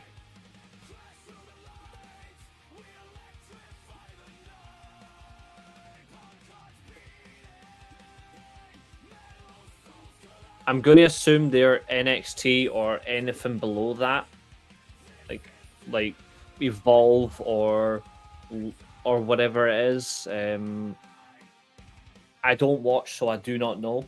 I'm not familiar with them. NXT and LFG recruits. Okay. Luca Cristofino was in the D'Angelo family. All right. Okay. Fair enough. Since I don't watch NXT, I can't really help with this one.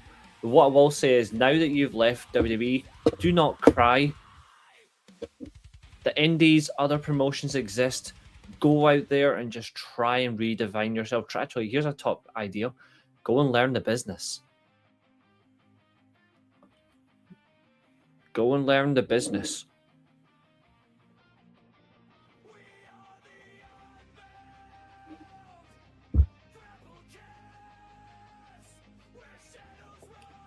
Thanks all for that. See, the difference is like, as a content creator, I'm asking my audience for help.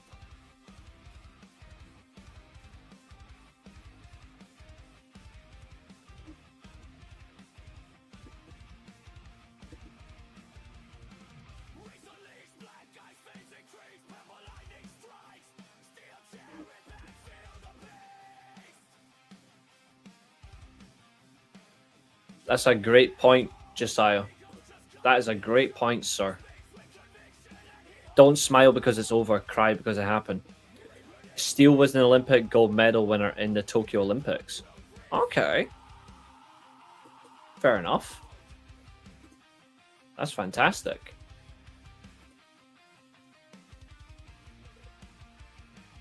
So, of course, these are talents are no longer employed. Okay. But guess what? They can go somewhere. 1, 2, 3, 4, 5, 6.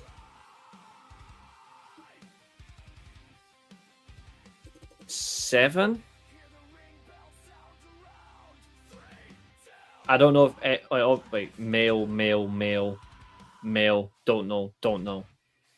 7 of these talents are female that have been released.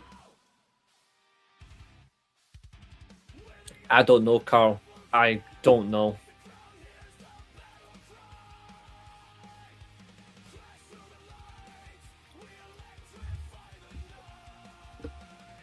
Oh, she won the gold medal for women's wrestling. Oh, that's awesome.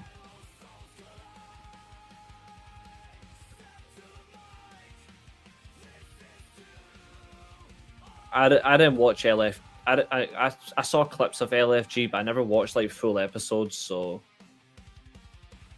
I did see that one person destroy Bully Ray on the mic, and to be fair, that's the only good thing that show's ever done.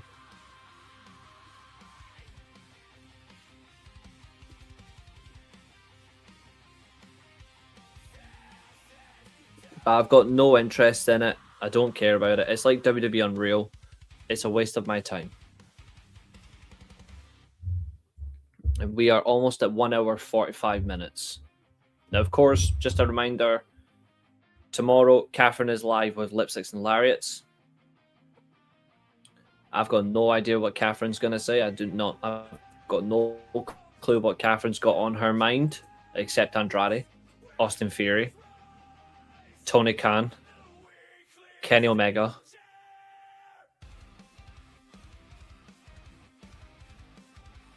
Probably a few others in there. They're live as well, which is cool. Yeah, there's nothing about them that's interesting.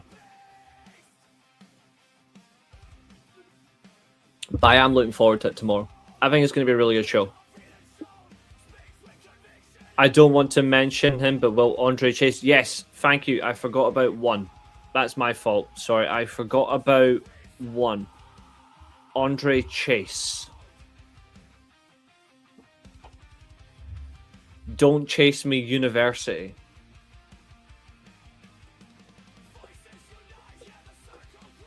No, Carl.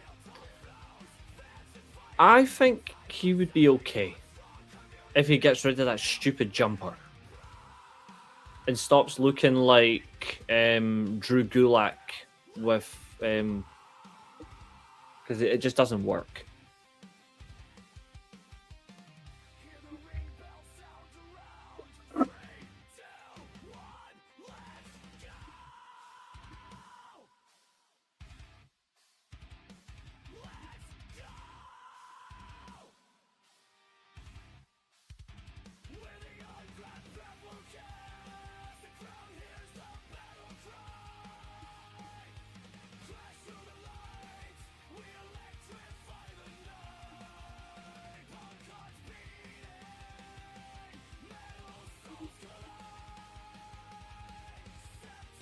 Two seconds, sorry.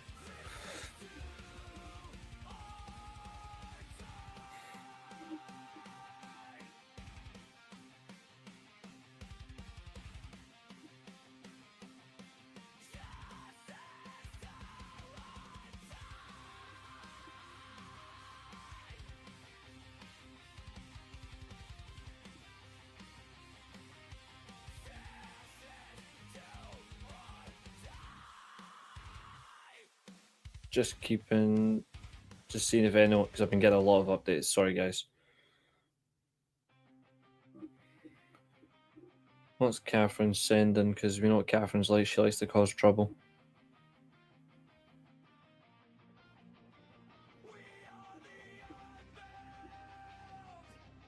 Shinsuke Nakamura was nowhere to be found during releases. Yeah, I don't want to see that.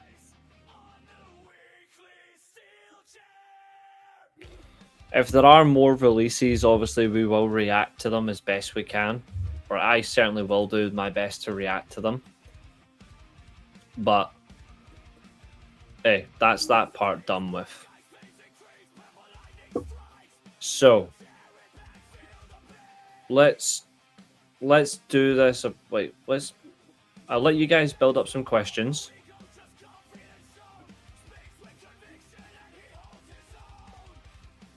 So let me just put one banner up.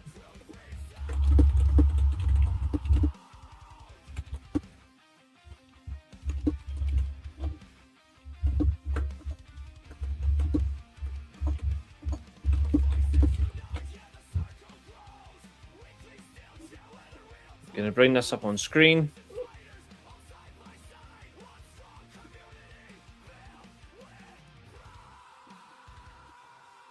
In the background as well, we're going to take just a wee short break.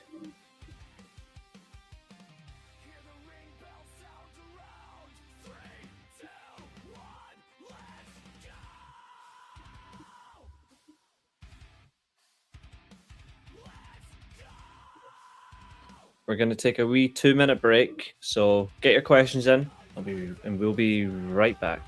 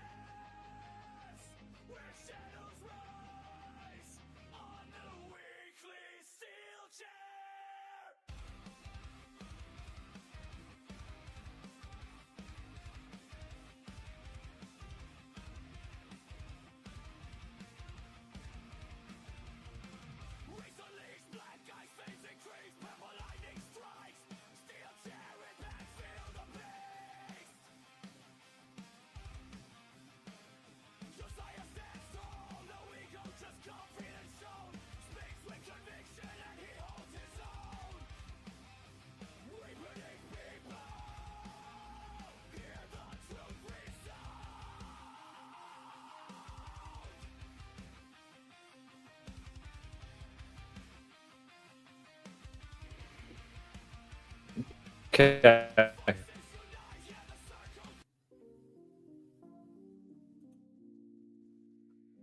Let's get back to it.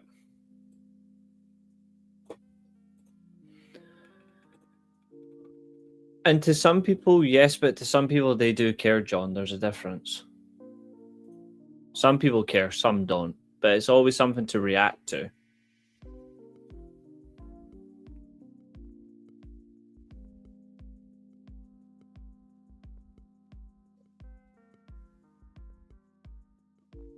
Major thing. But yeah, do get your question, guys. Meanwhile, I'm going to see if I can find...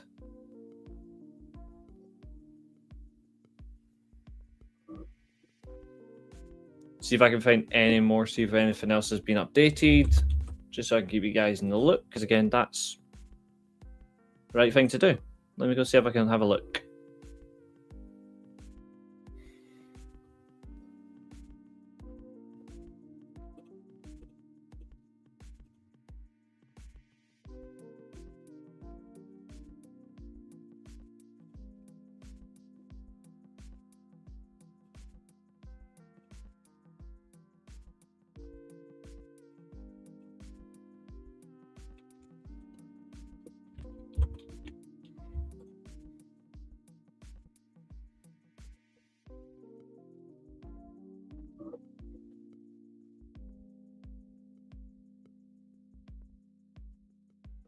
Okay, nothing yet.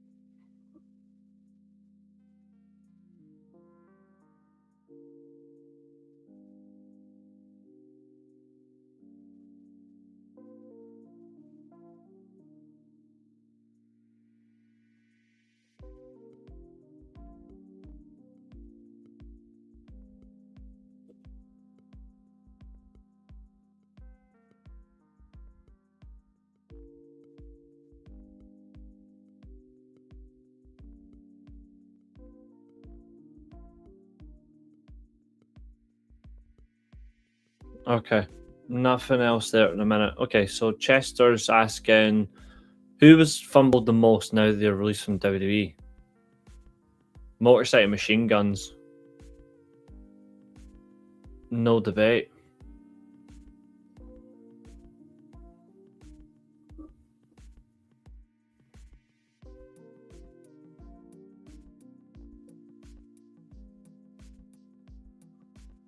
For me, no debate. It has to be them.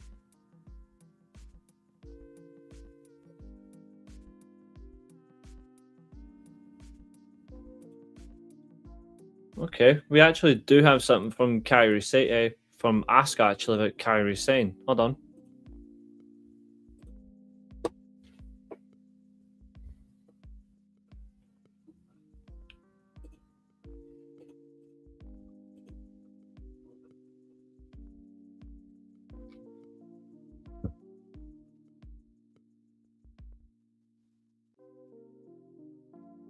It's good to see people just focusing on who they like and just who they work with. It's good to see.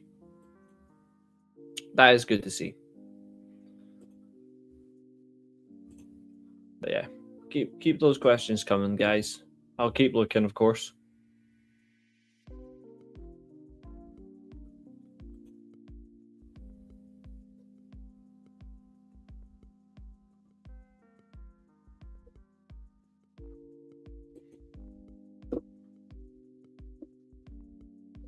I think the bigger question is, who do you all think is the biggest fumble?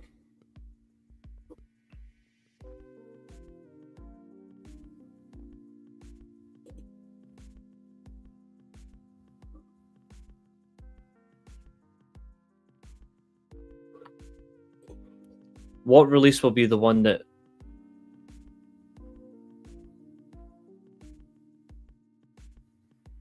goes under the radar? Is that what you mean?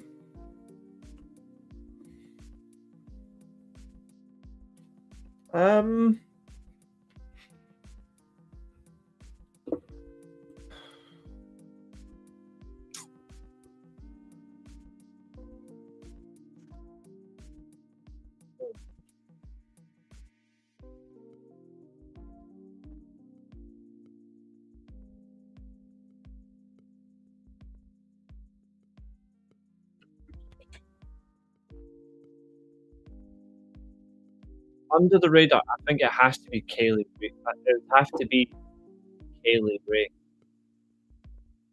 Even though it's known, I think it would have to be her.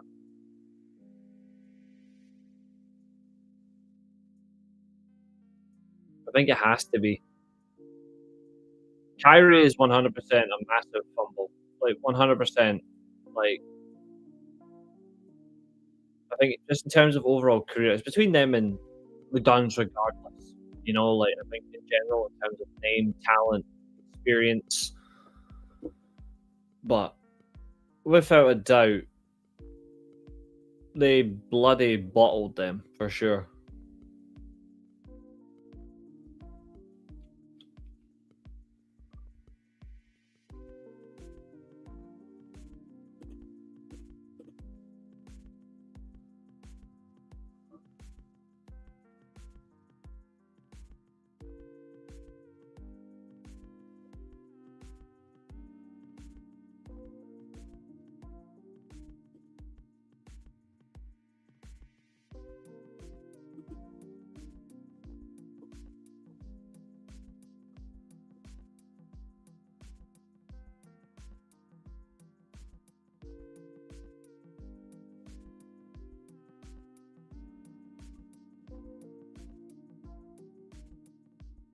Hmm.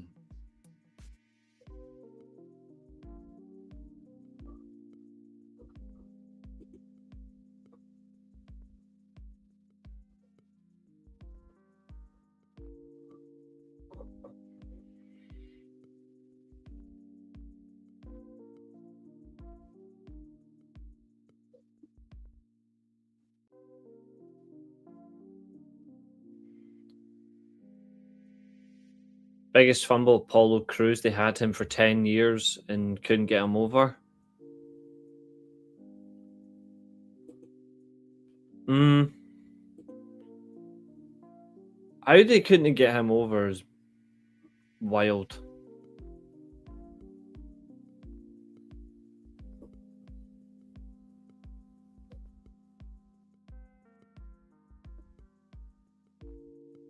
Okay, hold on.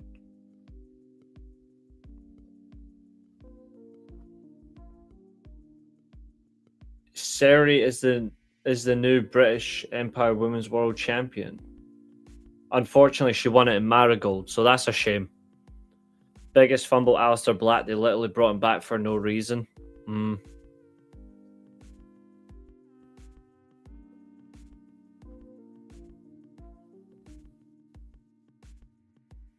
Definitely gone regardless.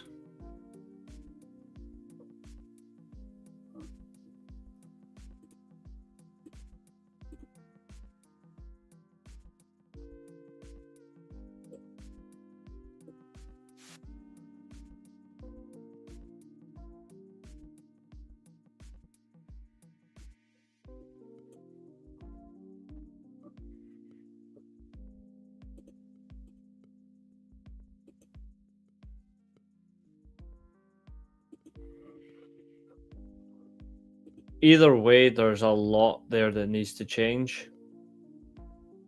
I don't think they're going to get there.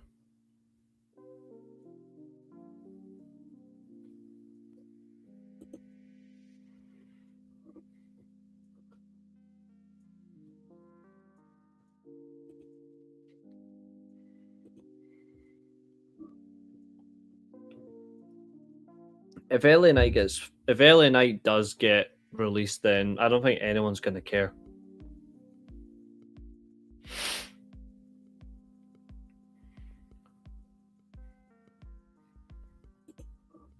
Like, who honestly is going to care? I won't.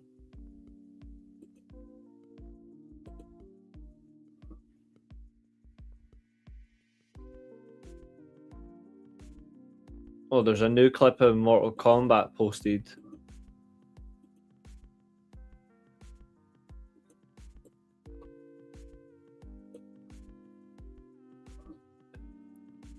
Inside the Nether Realm, Scorpion. Oh.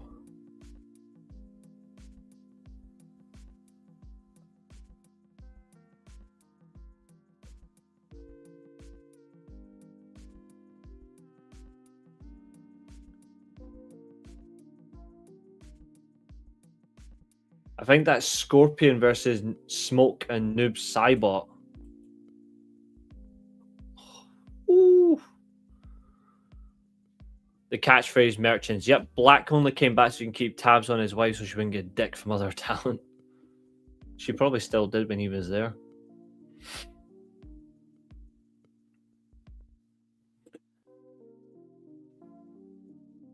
Maple Leaf Wrestling new TV series taping.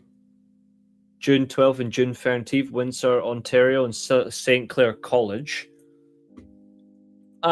Even funnier is who's on the.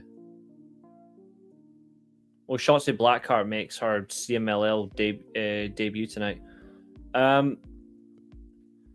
It's interesting who's on the actual promotional poster for the MLP tapings.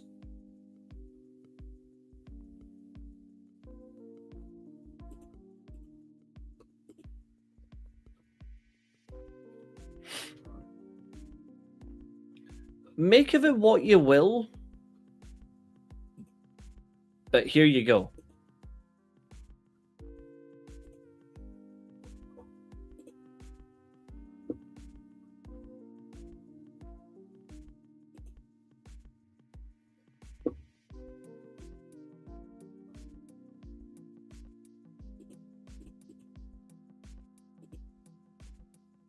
I'm too good for that. There we go. That's better.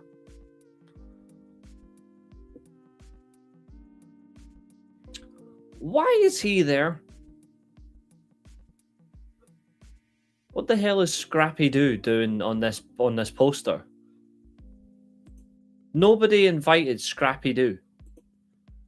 New Age Outlaws in 2026, you know. Yeah, I know. I'm just glad that Danny Luna's on this. She escaped bullshit and she's went to a better promotion. We are saved. Danny Luna is saved. Yes, Scrappy Doo.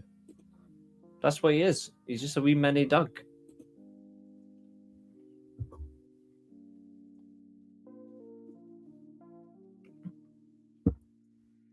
Bailey posting pics and clips of her and Kairi Sane.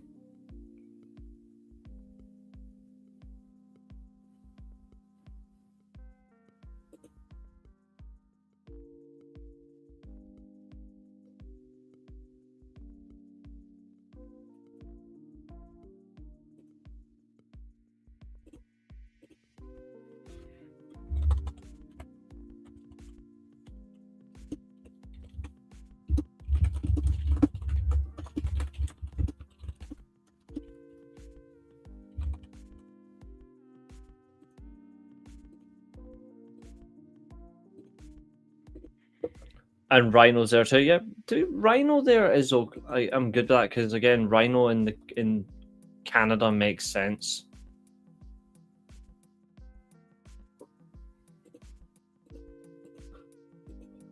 I'm not against that one.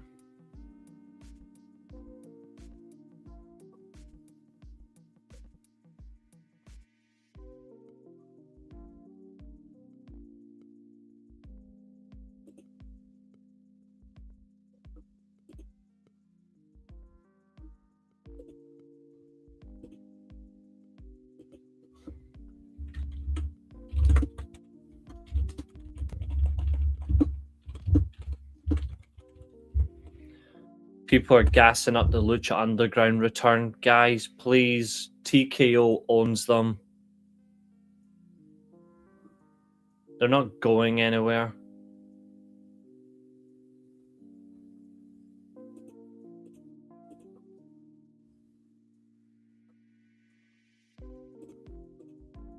It'd be like watching Death Row.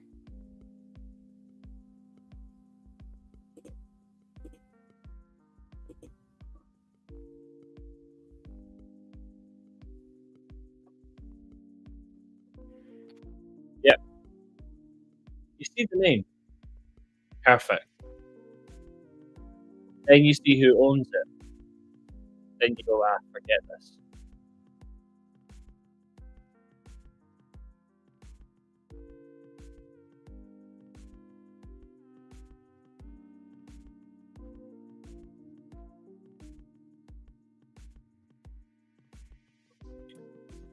It is wild that Zelina is still getting cooked over Kamatani.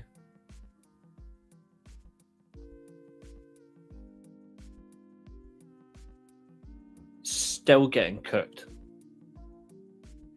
I remember when the TKO was just a harmless wrestling move or a way of winning a boxing match.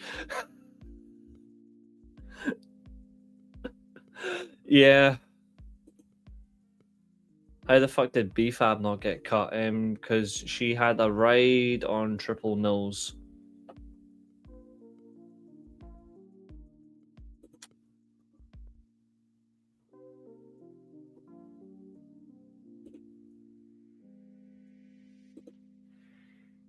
Jade Cargill's just going crazy.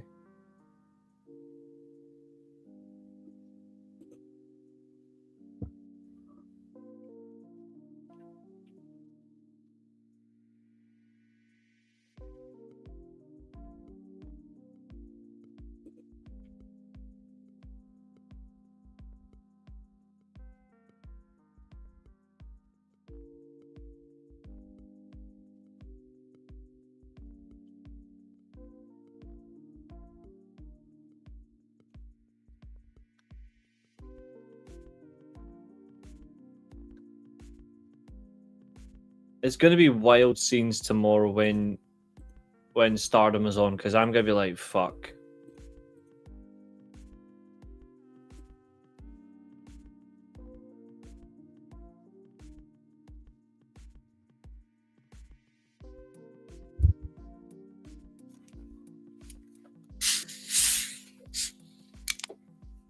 Do you think New Day will be next to get cut?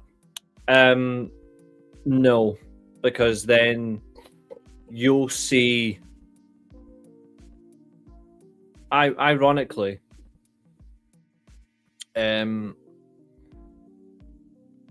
see all the people that are.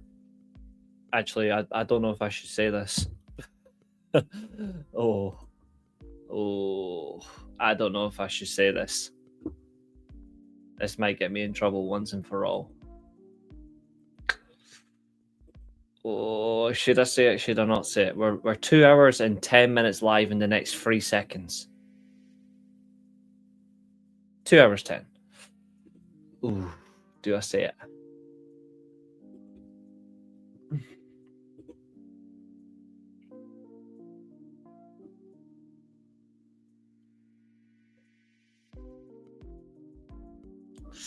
I don't know if I should say it or not. I don't know. I don't think it's wise.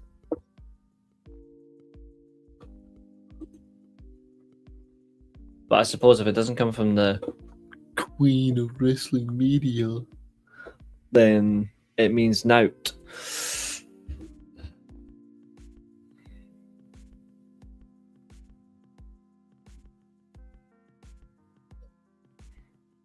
Fuck it, I'm gonna say it. Okay. Here's one for people at the back. See all the people that are tweeting, "We want Kyrie"? All these people that are chanting for it. What do you think is going to be the first thing that goes out the door if the New Day gets cut?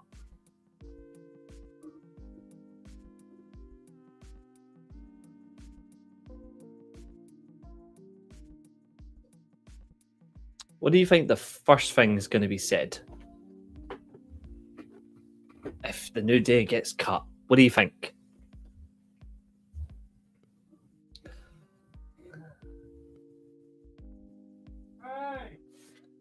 What do you think?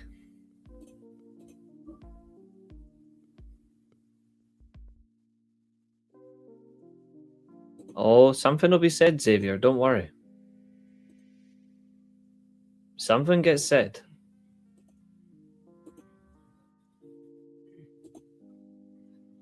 Something absolutely gets said.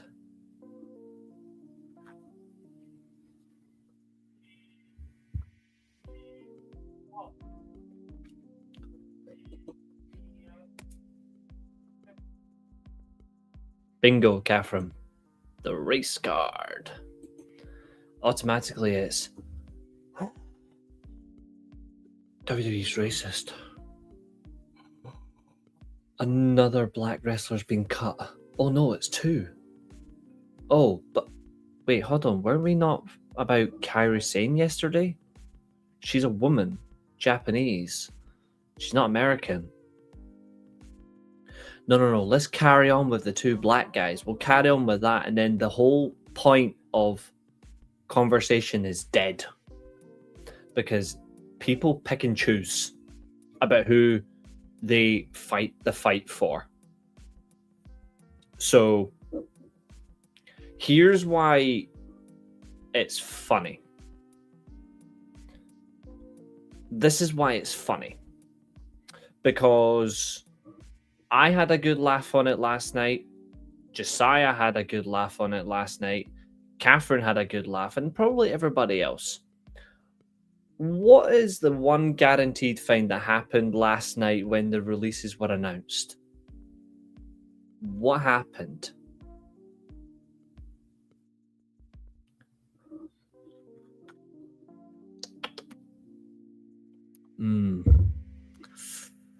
Ooh, bittersweet. What do you think?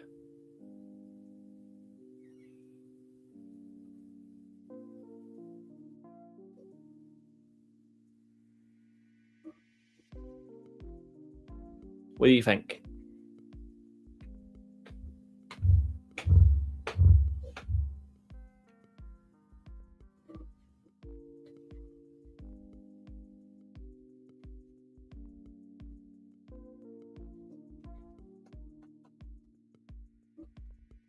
That's okay, Xavier. Slip your mind, that's okay. Anyone else in the chat want to hazard a guess? Anyone in the chat want to try and guess?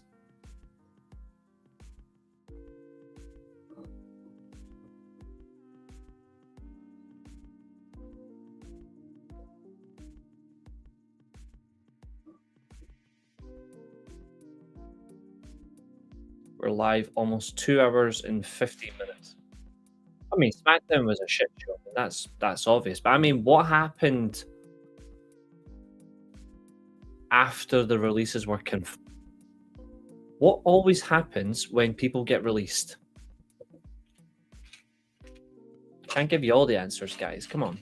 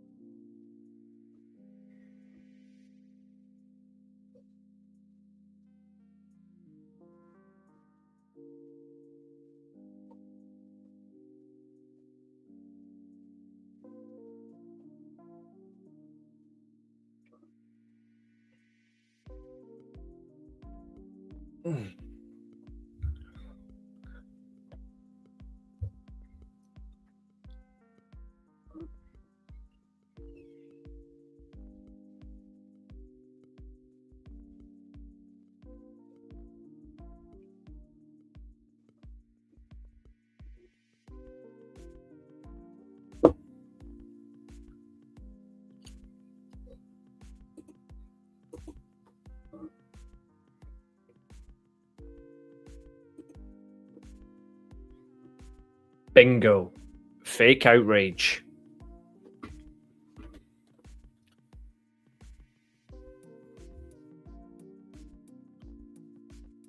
They always have a talent meeting. But fake outrage, yes. Because this as well. None of them chanted, "We want Kyrie." And they all knew.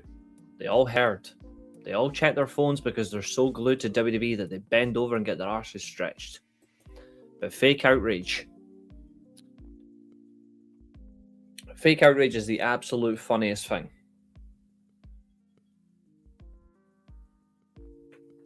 Because now that talent is gone from their favorite wrestling company, they're going to do 5 things. I call it the 5 stages of release grief. Number 1, they're going to go after the company. Number 2, they're going to target those in charge. Number 3, they're going to tweet the person. Well, they're going to tweet, we want XYZ back. Number 4, if that talent shows up in another company, they're going to claim that talent as a traitor. And then number 5, they're going to move on to someone else when that next person gets released. So Kyrie is in the 5 stages of relief grief. Already, we're at stage 3. Stage 3. We could get stage 4 or stage 5 flip. Whichever one happens first, Kyrie Sane will be completely forgotten at this point. So if the New Day, for example, got released, immediately it's WWE's gone from, oh, another Japanese wrestler that's gone, to, oh no, WWE have released another black wrestler. Cue the fake racist. Like, and by all means, I'm not saying WWE are fake racist. WWE have shown in the past their racism. I mean, look at the fake racist attacks you're going to see to them. But in the back of that, Kyrie Sane's forgotten. Therefore, you're just doing this for, as Dan says, you're doing it for outrage, for views, you're doing it for clout. Whereas an honest fan who loves the talent would say, I want Kyrie back and I want the New Day back. Or XYZ. Notice how no one's got any outrage for Apollo Crews.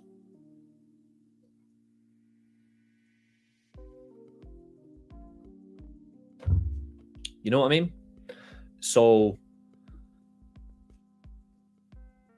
I've seen it all day on X and I've seen it all day on Instagram. The amount of "we want Kyrie back" comments. And I'm like, the minute someone else you like is released, Kyrie is out of the picture. I'm going to give you an example. So Kyrie Sane got released last night.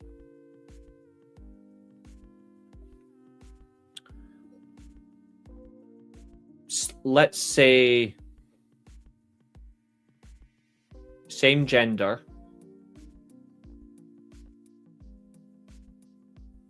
Let's say Becky Lynch got released. Let's say Becky Lynch got released this tonight, or Becky Lynch gets released tomorrow. What happens?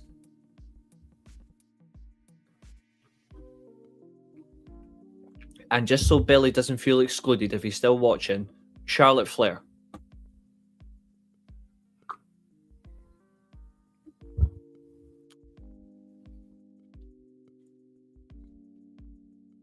And absolutely, Xavier. They pretend to care about diversity. Spot on, sir.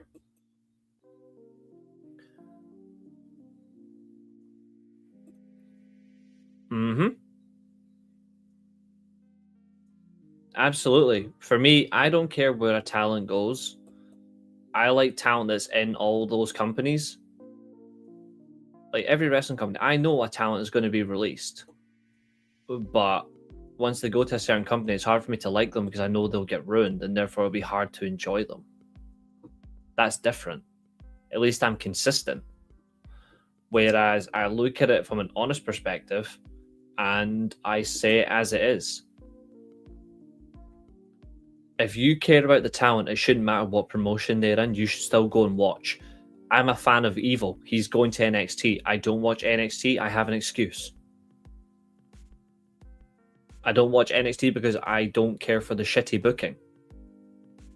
By the way, that roster got raided heavy, and nobody's talking about that. 22 talents were released because people are going to say departed. One because of contract expiration. The rest of them gone. NXT got raided. They've got nothing. They've got nothing now.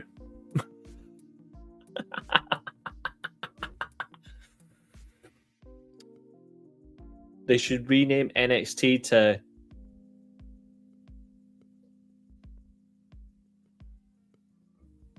NOLE. No One Left Entertainment. Call it NOLE. Facts on NXT, and they can't build organically. No, they can't. They don't care about the fans, just money. And they had one storyline, they dropped the ball with it. Bingo. Bingo. So, what we're going to do, because it's 9:45 here, we've been live 2 hours, 20 minutes, and 57 seconds. A feeder show, but they say it's not a development brand anymore. They say it's not a development brand. They say LFG and Evolve are the development shows. So make your fucking mind up about NXT. It's like I've been saying that all along. It's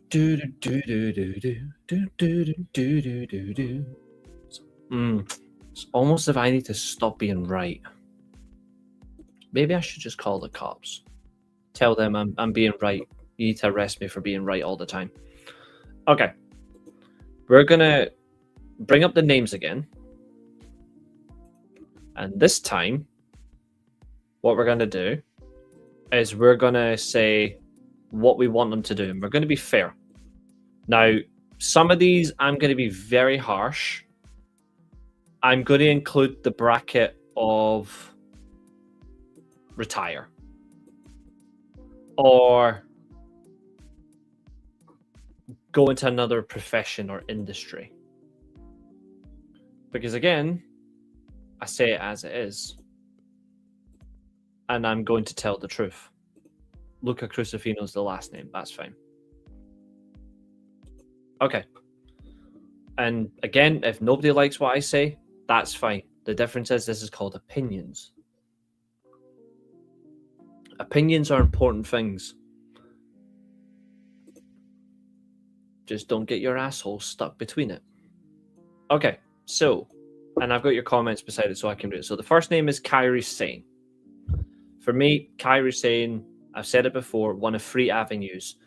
AEW Stardom dual contract, AEW CMLL dual contract, or AEW on her own. That's what I want.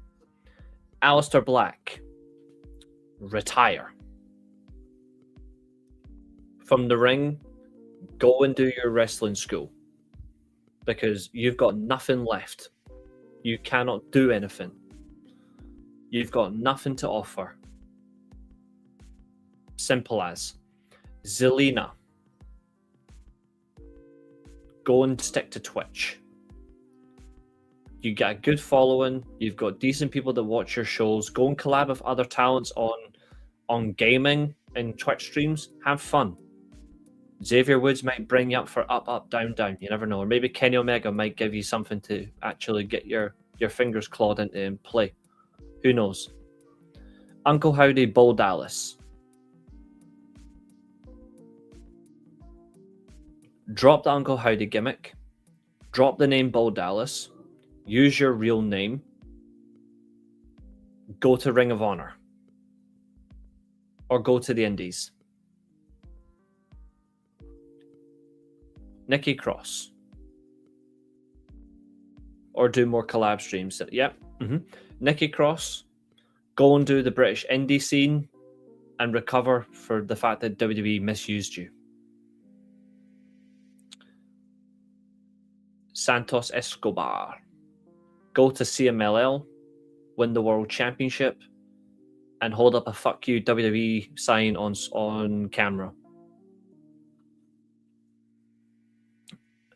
She needs to have those first, Catherine, before you can even show that. She doesn't have any. Respectfully, she does not. Motorcycle Machine Guns. Catherine's not going to like this one, but I stand by it. Go to AEW and go to New Japan on a dual contract and just be a reliable tag team. Maybe hold the titles in both promotions once. And then after that, I don't know, bow out and do some indie appearances.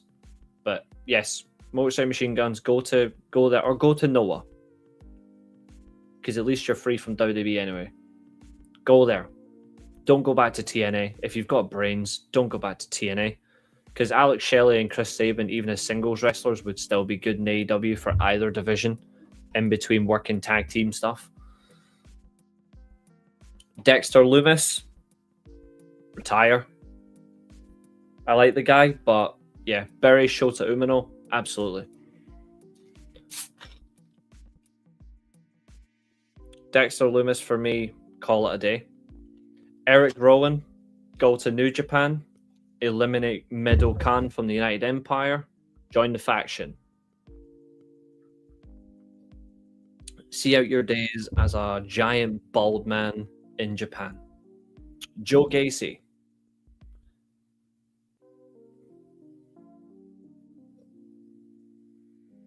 Go to AEW. Work with Brody King. Andre Chase. Go and be a school teacher. I hear Muhammad Hassan might be offering positions as a teacher. Zoe Stark. Take 6 months to 12. Take 6 to 12 months out. Think about what you want to do.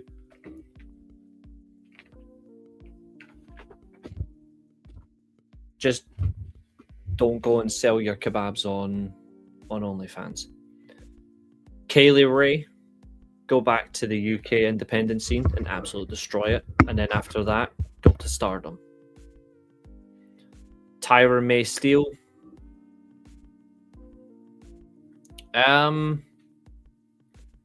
Go to Real American Wrestling.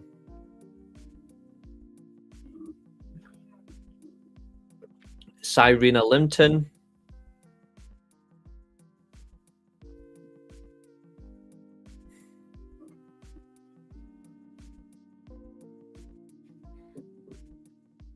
Go to the NWA. Tyson and Tyreek. Go to the NWA. Chris Island. Change your name. Go to House of Glory. Malik Blade. Get a knife. Become a crime fighter. Trill London. Ditch the name. Go to Japan. Luca Crucifino. Just because of the name, go to TNA.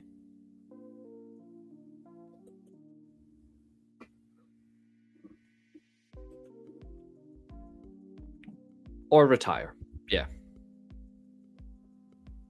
I think I've been very fair there. I'm going to wait for all the idiots to cry, but that's me being very fair.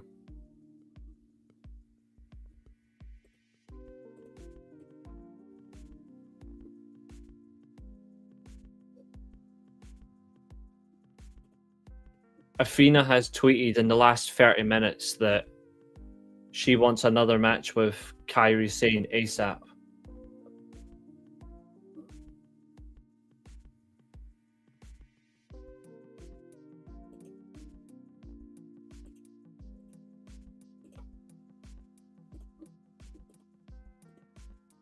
Island needs to retire. He sucks. Well, with a name like Island, they probably should. Someone tried to tweet that Punk versus Reigns is currently the match of the year, so Ushigoroshi89 has commented with the Okada versus Tanahashi video saying, no, this is it. And I'm like, absolutely. Kairi Sane, MIT.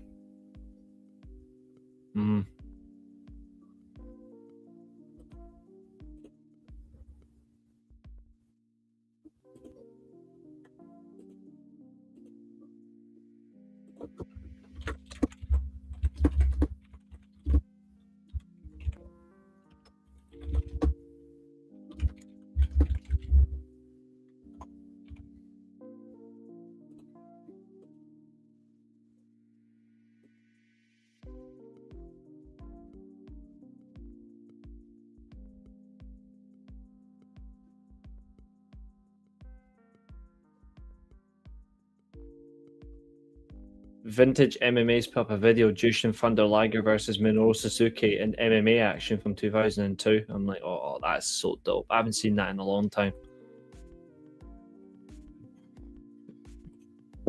Oh yeah, they will. And if she does, she's a muppet.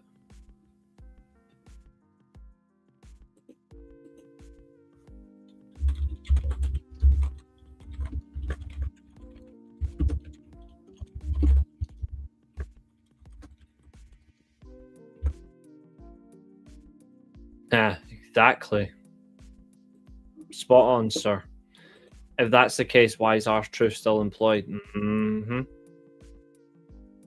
Mm-hmm.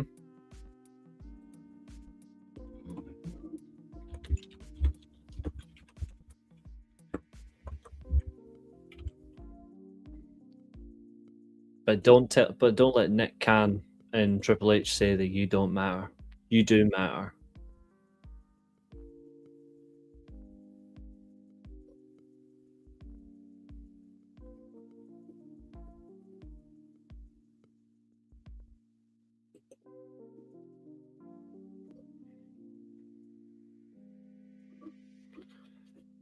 You do matter.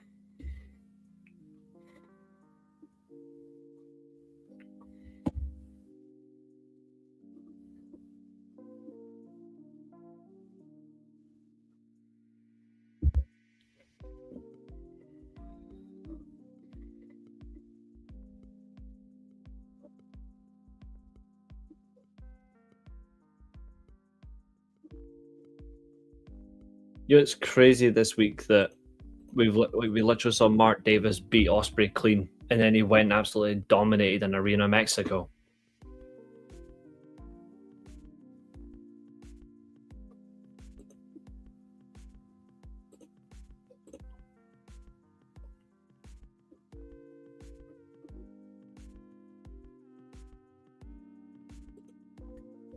Pro wrestling is a fun but manic way of living.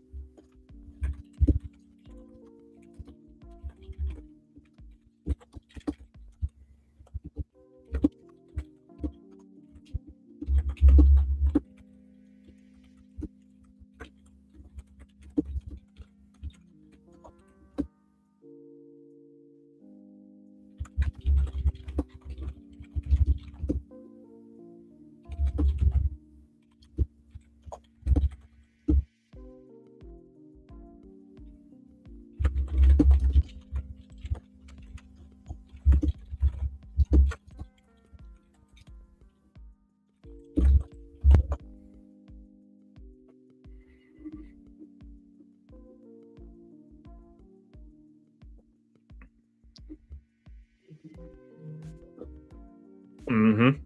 Yeah. Absolutely. Why am I getting...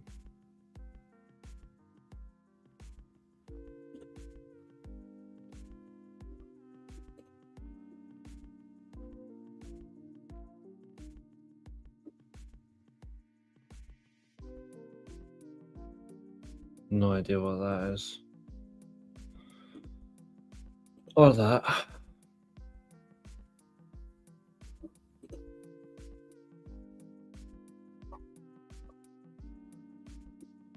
Weird.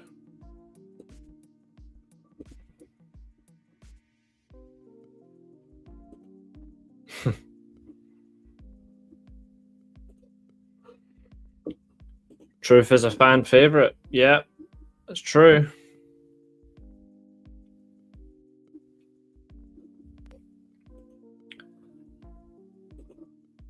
BQ by Elegance has said something interesting.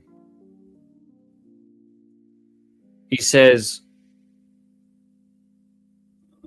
Don't sign any of them. Build your own stars. Create your own identity.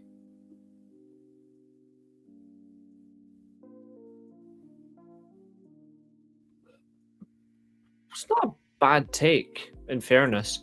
Someone new subscribed to it, by the way. Yeah, ETTC Productions. Yeah, new sub. I thought after yesterday's threat you would lose subs. Honestly, that person hasn't even unsubscribed. I think that's funny.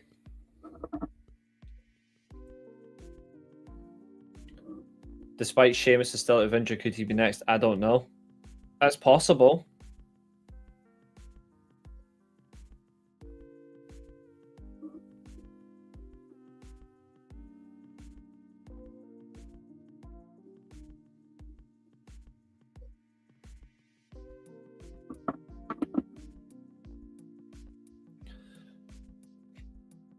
I understand that talents need to be cut, right?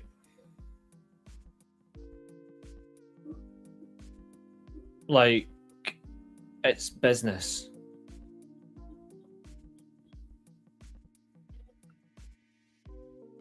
I just don't want to see talent get released whilst injured.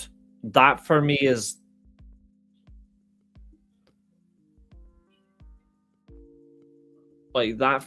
like a complete no-no. Like I can't. I don't agree with that.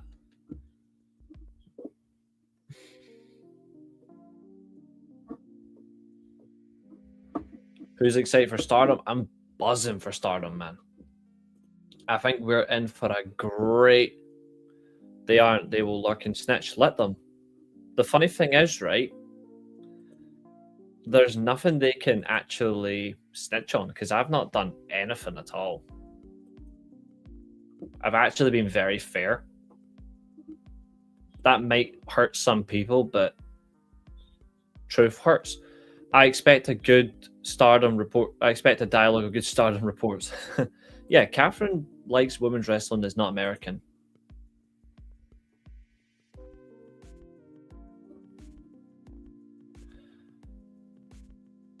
There's a Twitter account that literally posted, "Can we get Motorcycle Machine Guns back in TNA? Imagine a tag division with the Hardys, Righteous, System, and Guns." No. No, thank you. Get fucked. Don't worry, Katherine. You will remember.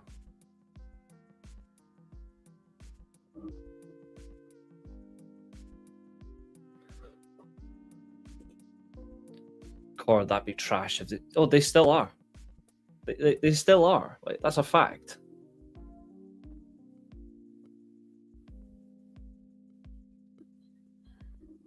Matt Cardona, what a tweet. Well, actually, to be fair, this was actually last year, but this was actually from last year, but someone's retweeted it for relevancy. Run this back on a random collision. That guy Dexter, and he's literally put clips of Alex Shelley versus Switchblade Jay White, and I'm like, absolutely. Matt Cardona last year tweeted, "To the recently released, you have three choices: one, fade into obscurity; two, coast off your WWE name; or three, work your ass off, reinvent yourself, make a lot of money, and have a lot of fucking fun." Or do I did what I suggested earlier on. Oh, please no. Who else do you think is getting released? Because we know more is coming. I think Julia's getting released. I think maybe another 4 or 5 top talents. I was going to say Grayson Waller, but he's not a top talent. But I think Grayson Waller will get released. What's happening, Mo? Good to see you, bud. I think 1 or 2 more Latino talents, and maybe 1 more Japanese talent.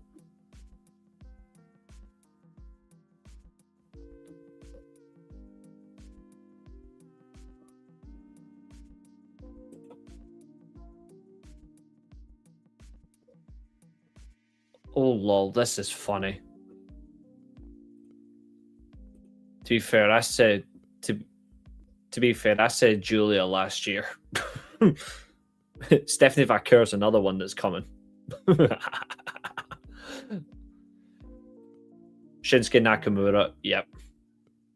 Shinsuke Nakamura, absolutely. LWO, Dragon Lee, nah, they'll keep him now.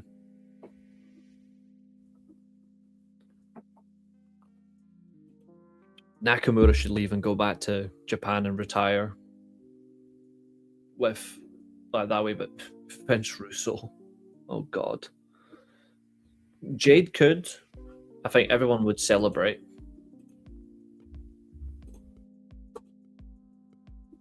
I know I would. I'm bringing this up because this is funny.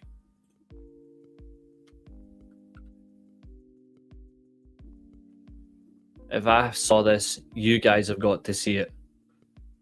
Shinsuke versus to New Japan versus Tsuji for Global Gold, and he wins the title and renames it the Intercontinental Championship.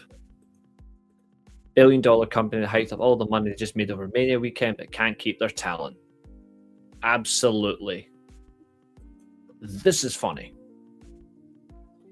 This is hilarious.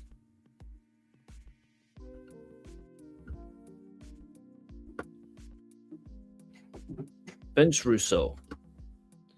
Yeah, I'm bitter. I wish they would hire me back. I've had no life for them for the last 27 years. You got TNA cancelled off Spike. I will never forgive you. Yada, yada, yada. I guess I'm supposed to be silent about an entire creative team that having the ability, know-how, and knowledge to get the Wyatt exits over. Not Wyatt 6, Wyatt exits. This is the same bunch of geniuses that released Bray Wyatt. Man, I can only hope there's room at GCW lunacy. Disgraceful, management is held accountable for nothing at the WWE.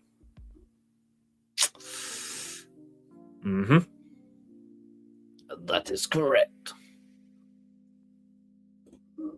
But don't tell them that.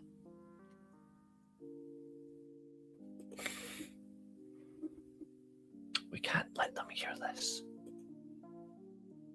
The overlords.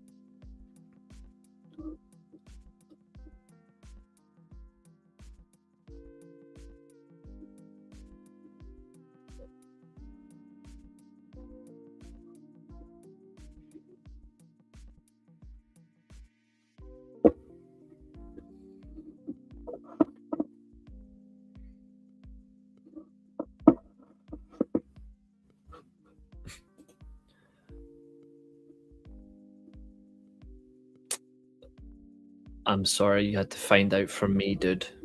I'm sorry.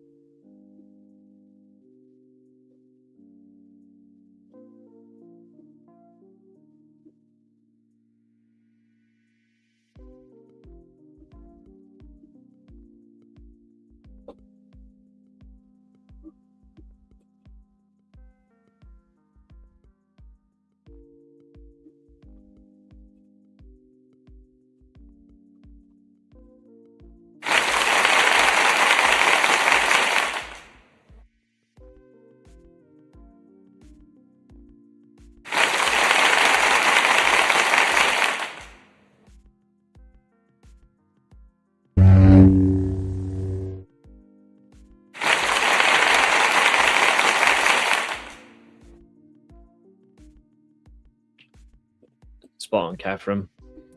Spot on.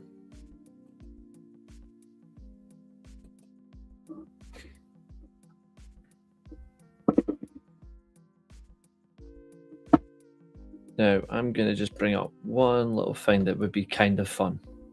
2 seconds.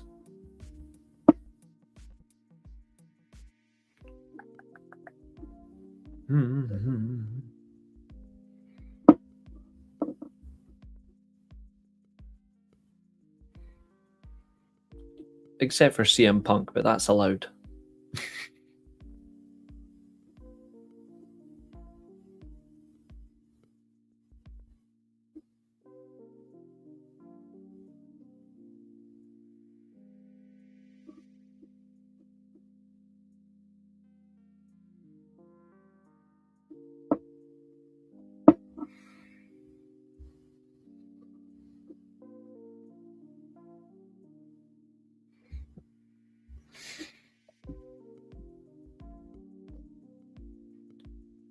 Where is it?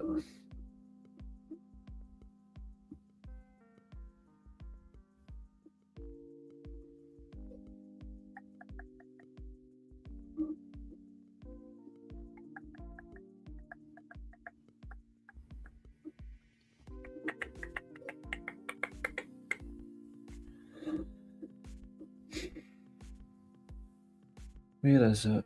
Where are you?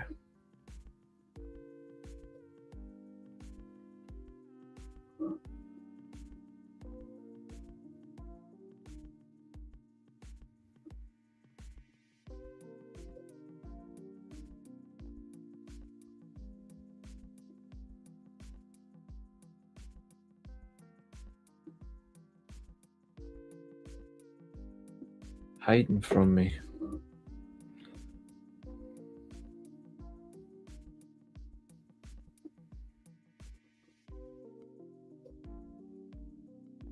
Ah, that's what I'm looking for.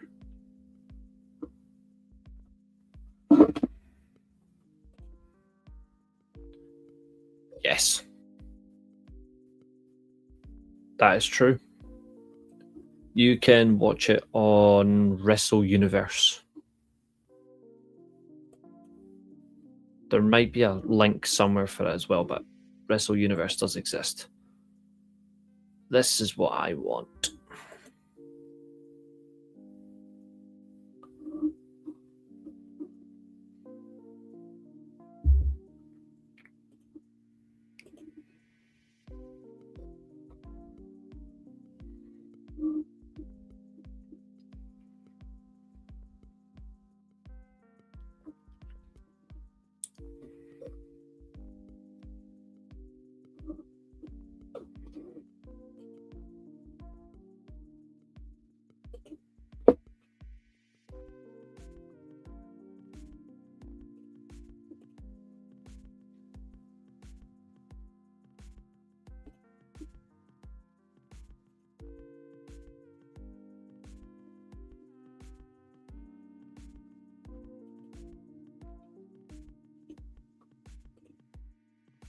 That's better. Side by side.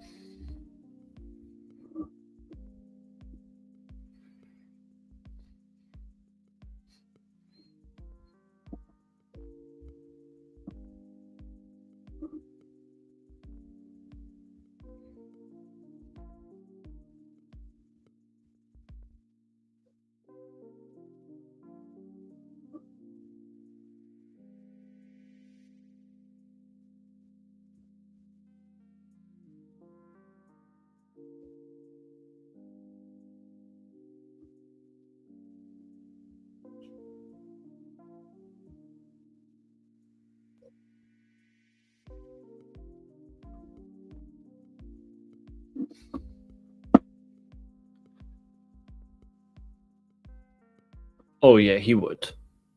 He would love to be released. I would want him back in. Ooh, I'm gonna say it. Josiah's not gonna like this.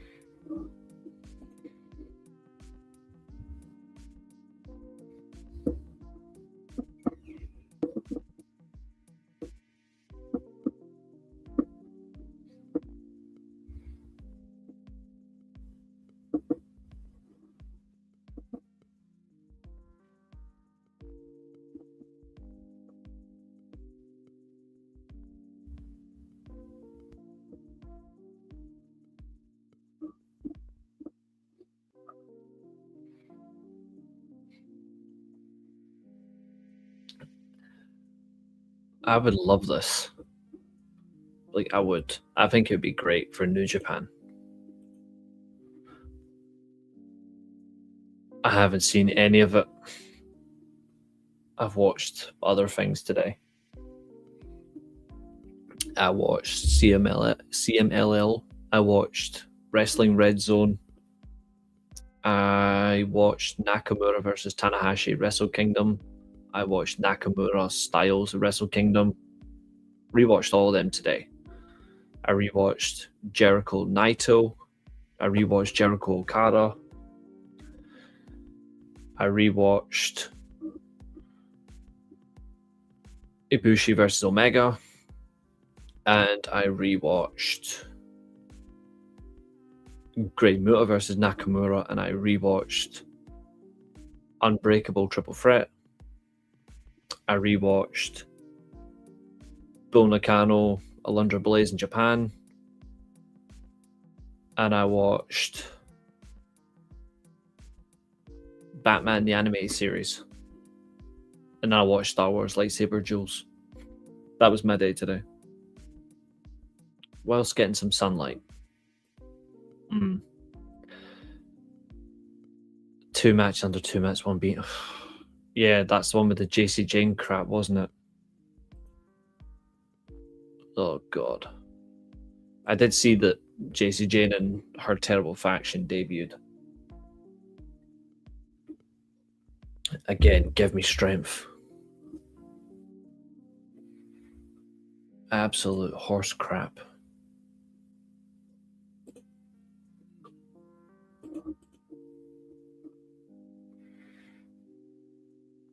I might need to come up with new edits. Ugh.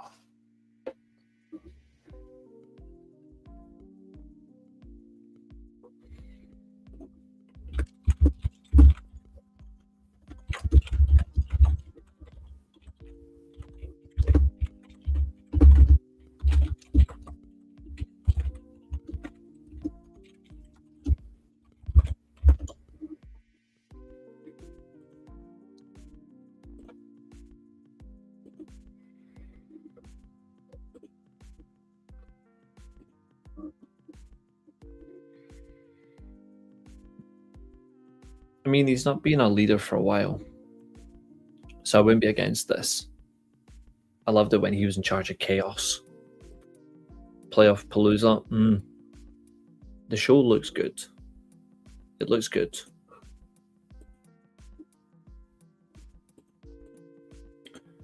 A 140 combined views tonight. Really appreciate it, guys. Thank you. I really am grateful. Thank you. What's Catherine sent? Yeah, evil's official. I hate it. We will not yield our position to traitors. It was us who kept our civilization growing. We've earned our command. We deserve to lead. Captain Sean Dean. Okay. Very specific. Rachel Ellering, my gear was designed by Lee Moriarty. Again, brilliant wrestler, who absolutely crushed it. I love it. I feel cool as hell. Good for her for trying to be different.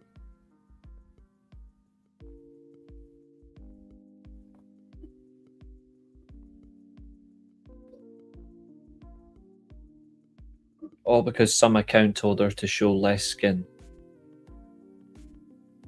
She's wearing what she wants. She's not doing anything wrong. Fucking gimp. Good for Willow Nightingale for defending her.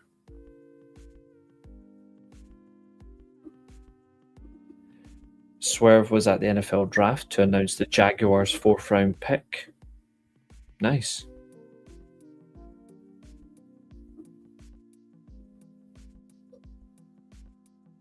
I mean, I don't really watch a lot of NFL, but good for him.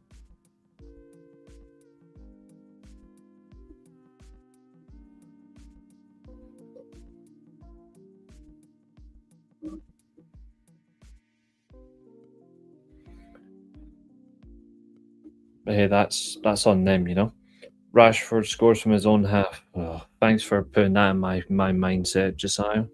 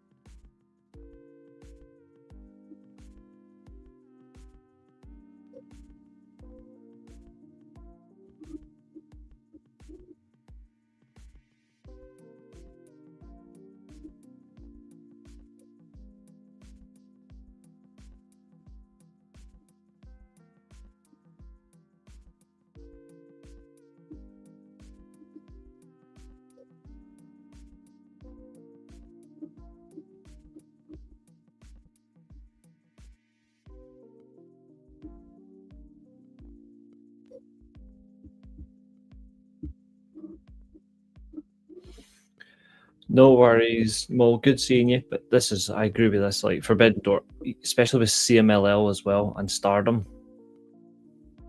It's going to be wild. King of Wrestling Media.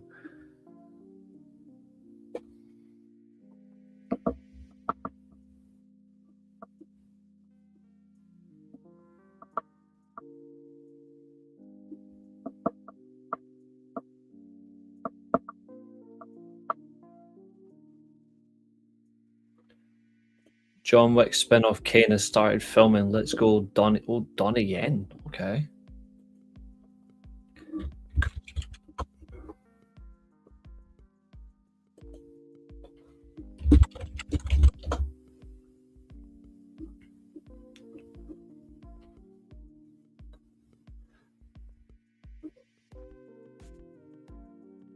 Alright, so it's following the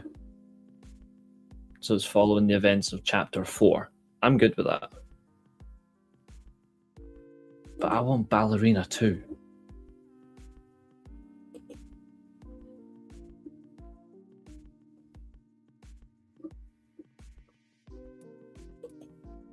That's the one I want.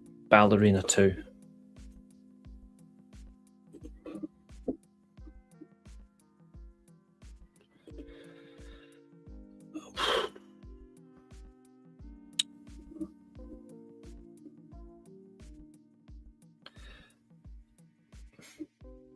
I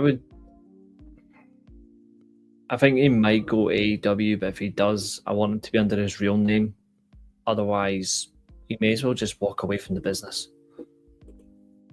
Yeah. Anna de Armas is awesome. Great actor. Great actor.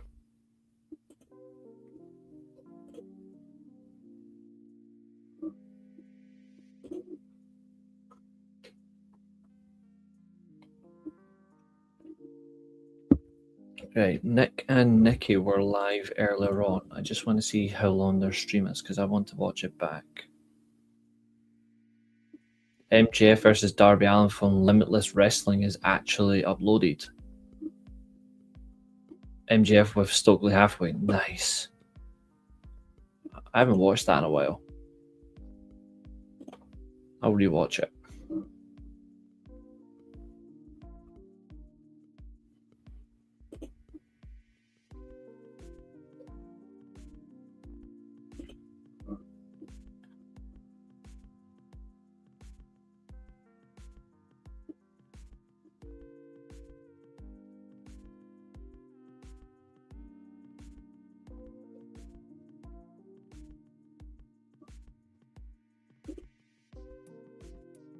Decent.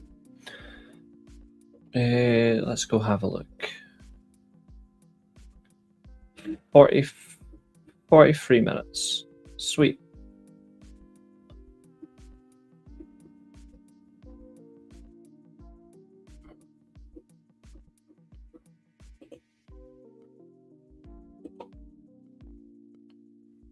I am going to put that on my...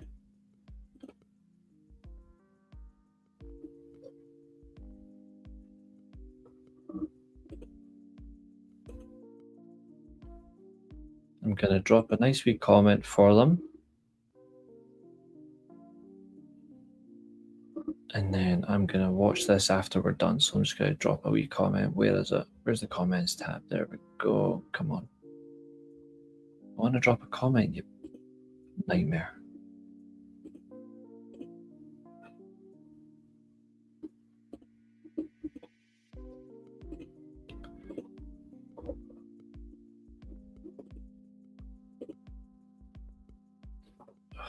It's not letting me drop a comment. Oh, I'm just going to drop a comment. Because I like to watch the creators I support back if I miss a show, if I'm busy, or if I'm streaming at the same time. So, of course, I'm streaming, so I couldn't watch their show, so I'm going to watch it back. But if you guys haven't seen it as well, I'm just going to drop it in. They were doing a preview for a show that they're actually at. It's like one of their indie shows, local indie shows. So, yeah.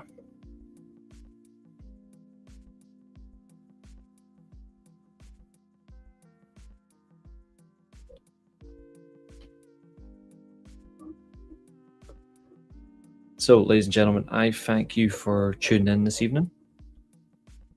It's a pleasure. Katherine and Nikki are back tomorrow, 8 p.m. UK time, which is 4 o'clock their time.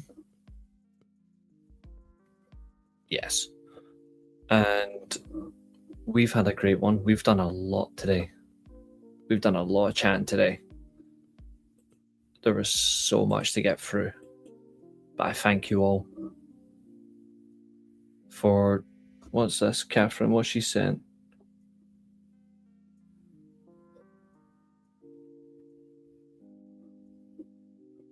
Someone's actually posted saying CM Punk hasn't got the balls to call out anyone over a release. Just saying. But hey, thank you guys for watching. Myself and Josiah are back Tuesday. Katherine and Nikki tomorrow. They will kill it. But in the meantime, I bid you good night. Stay safe. Stay well. Support your content creators. And just have fun. That's what this is meant to be. Thanks, dude. Again, I've done the best I can. I'm hoping I've gave you a show that you've enjoyed. Thank you for sticking with me. Thank you for sticking with the weekly Steelchair, because this is where the grappling becomes part of the conversation. Good night. Bang. See you later, guys. And today, our time comes to an end. This has been another exciting stream. Thank you very much for watching. And also, remember, if you get cracked over the head with a steel chair, you're not going to get concussion. You're just going to come back here. Goodbye. It's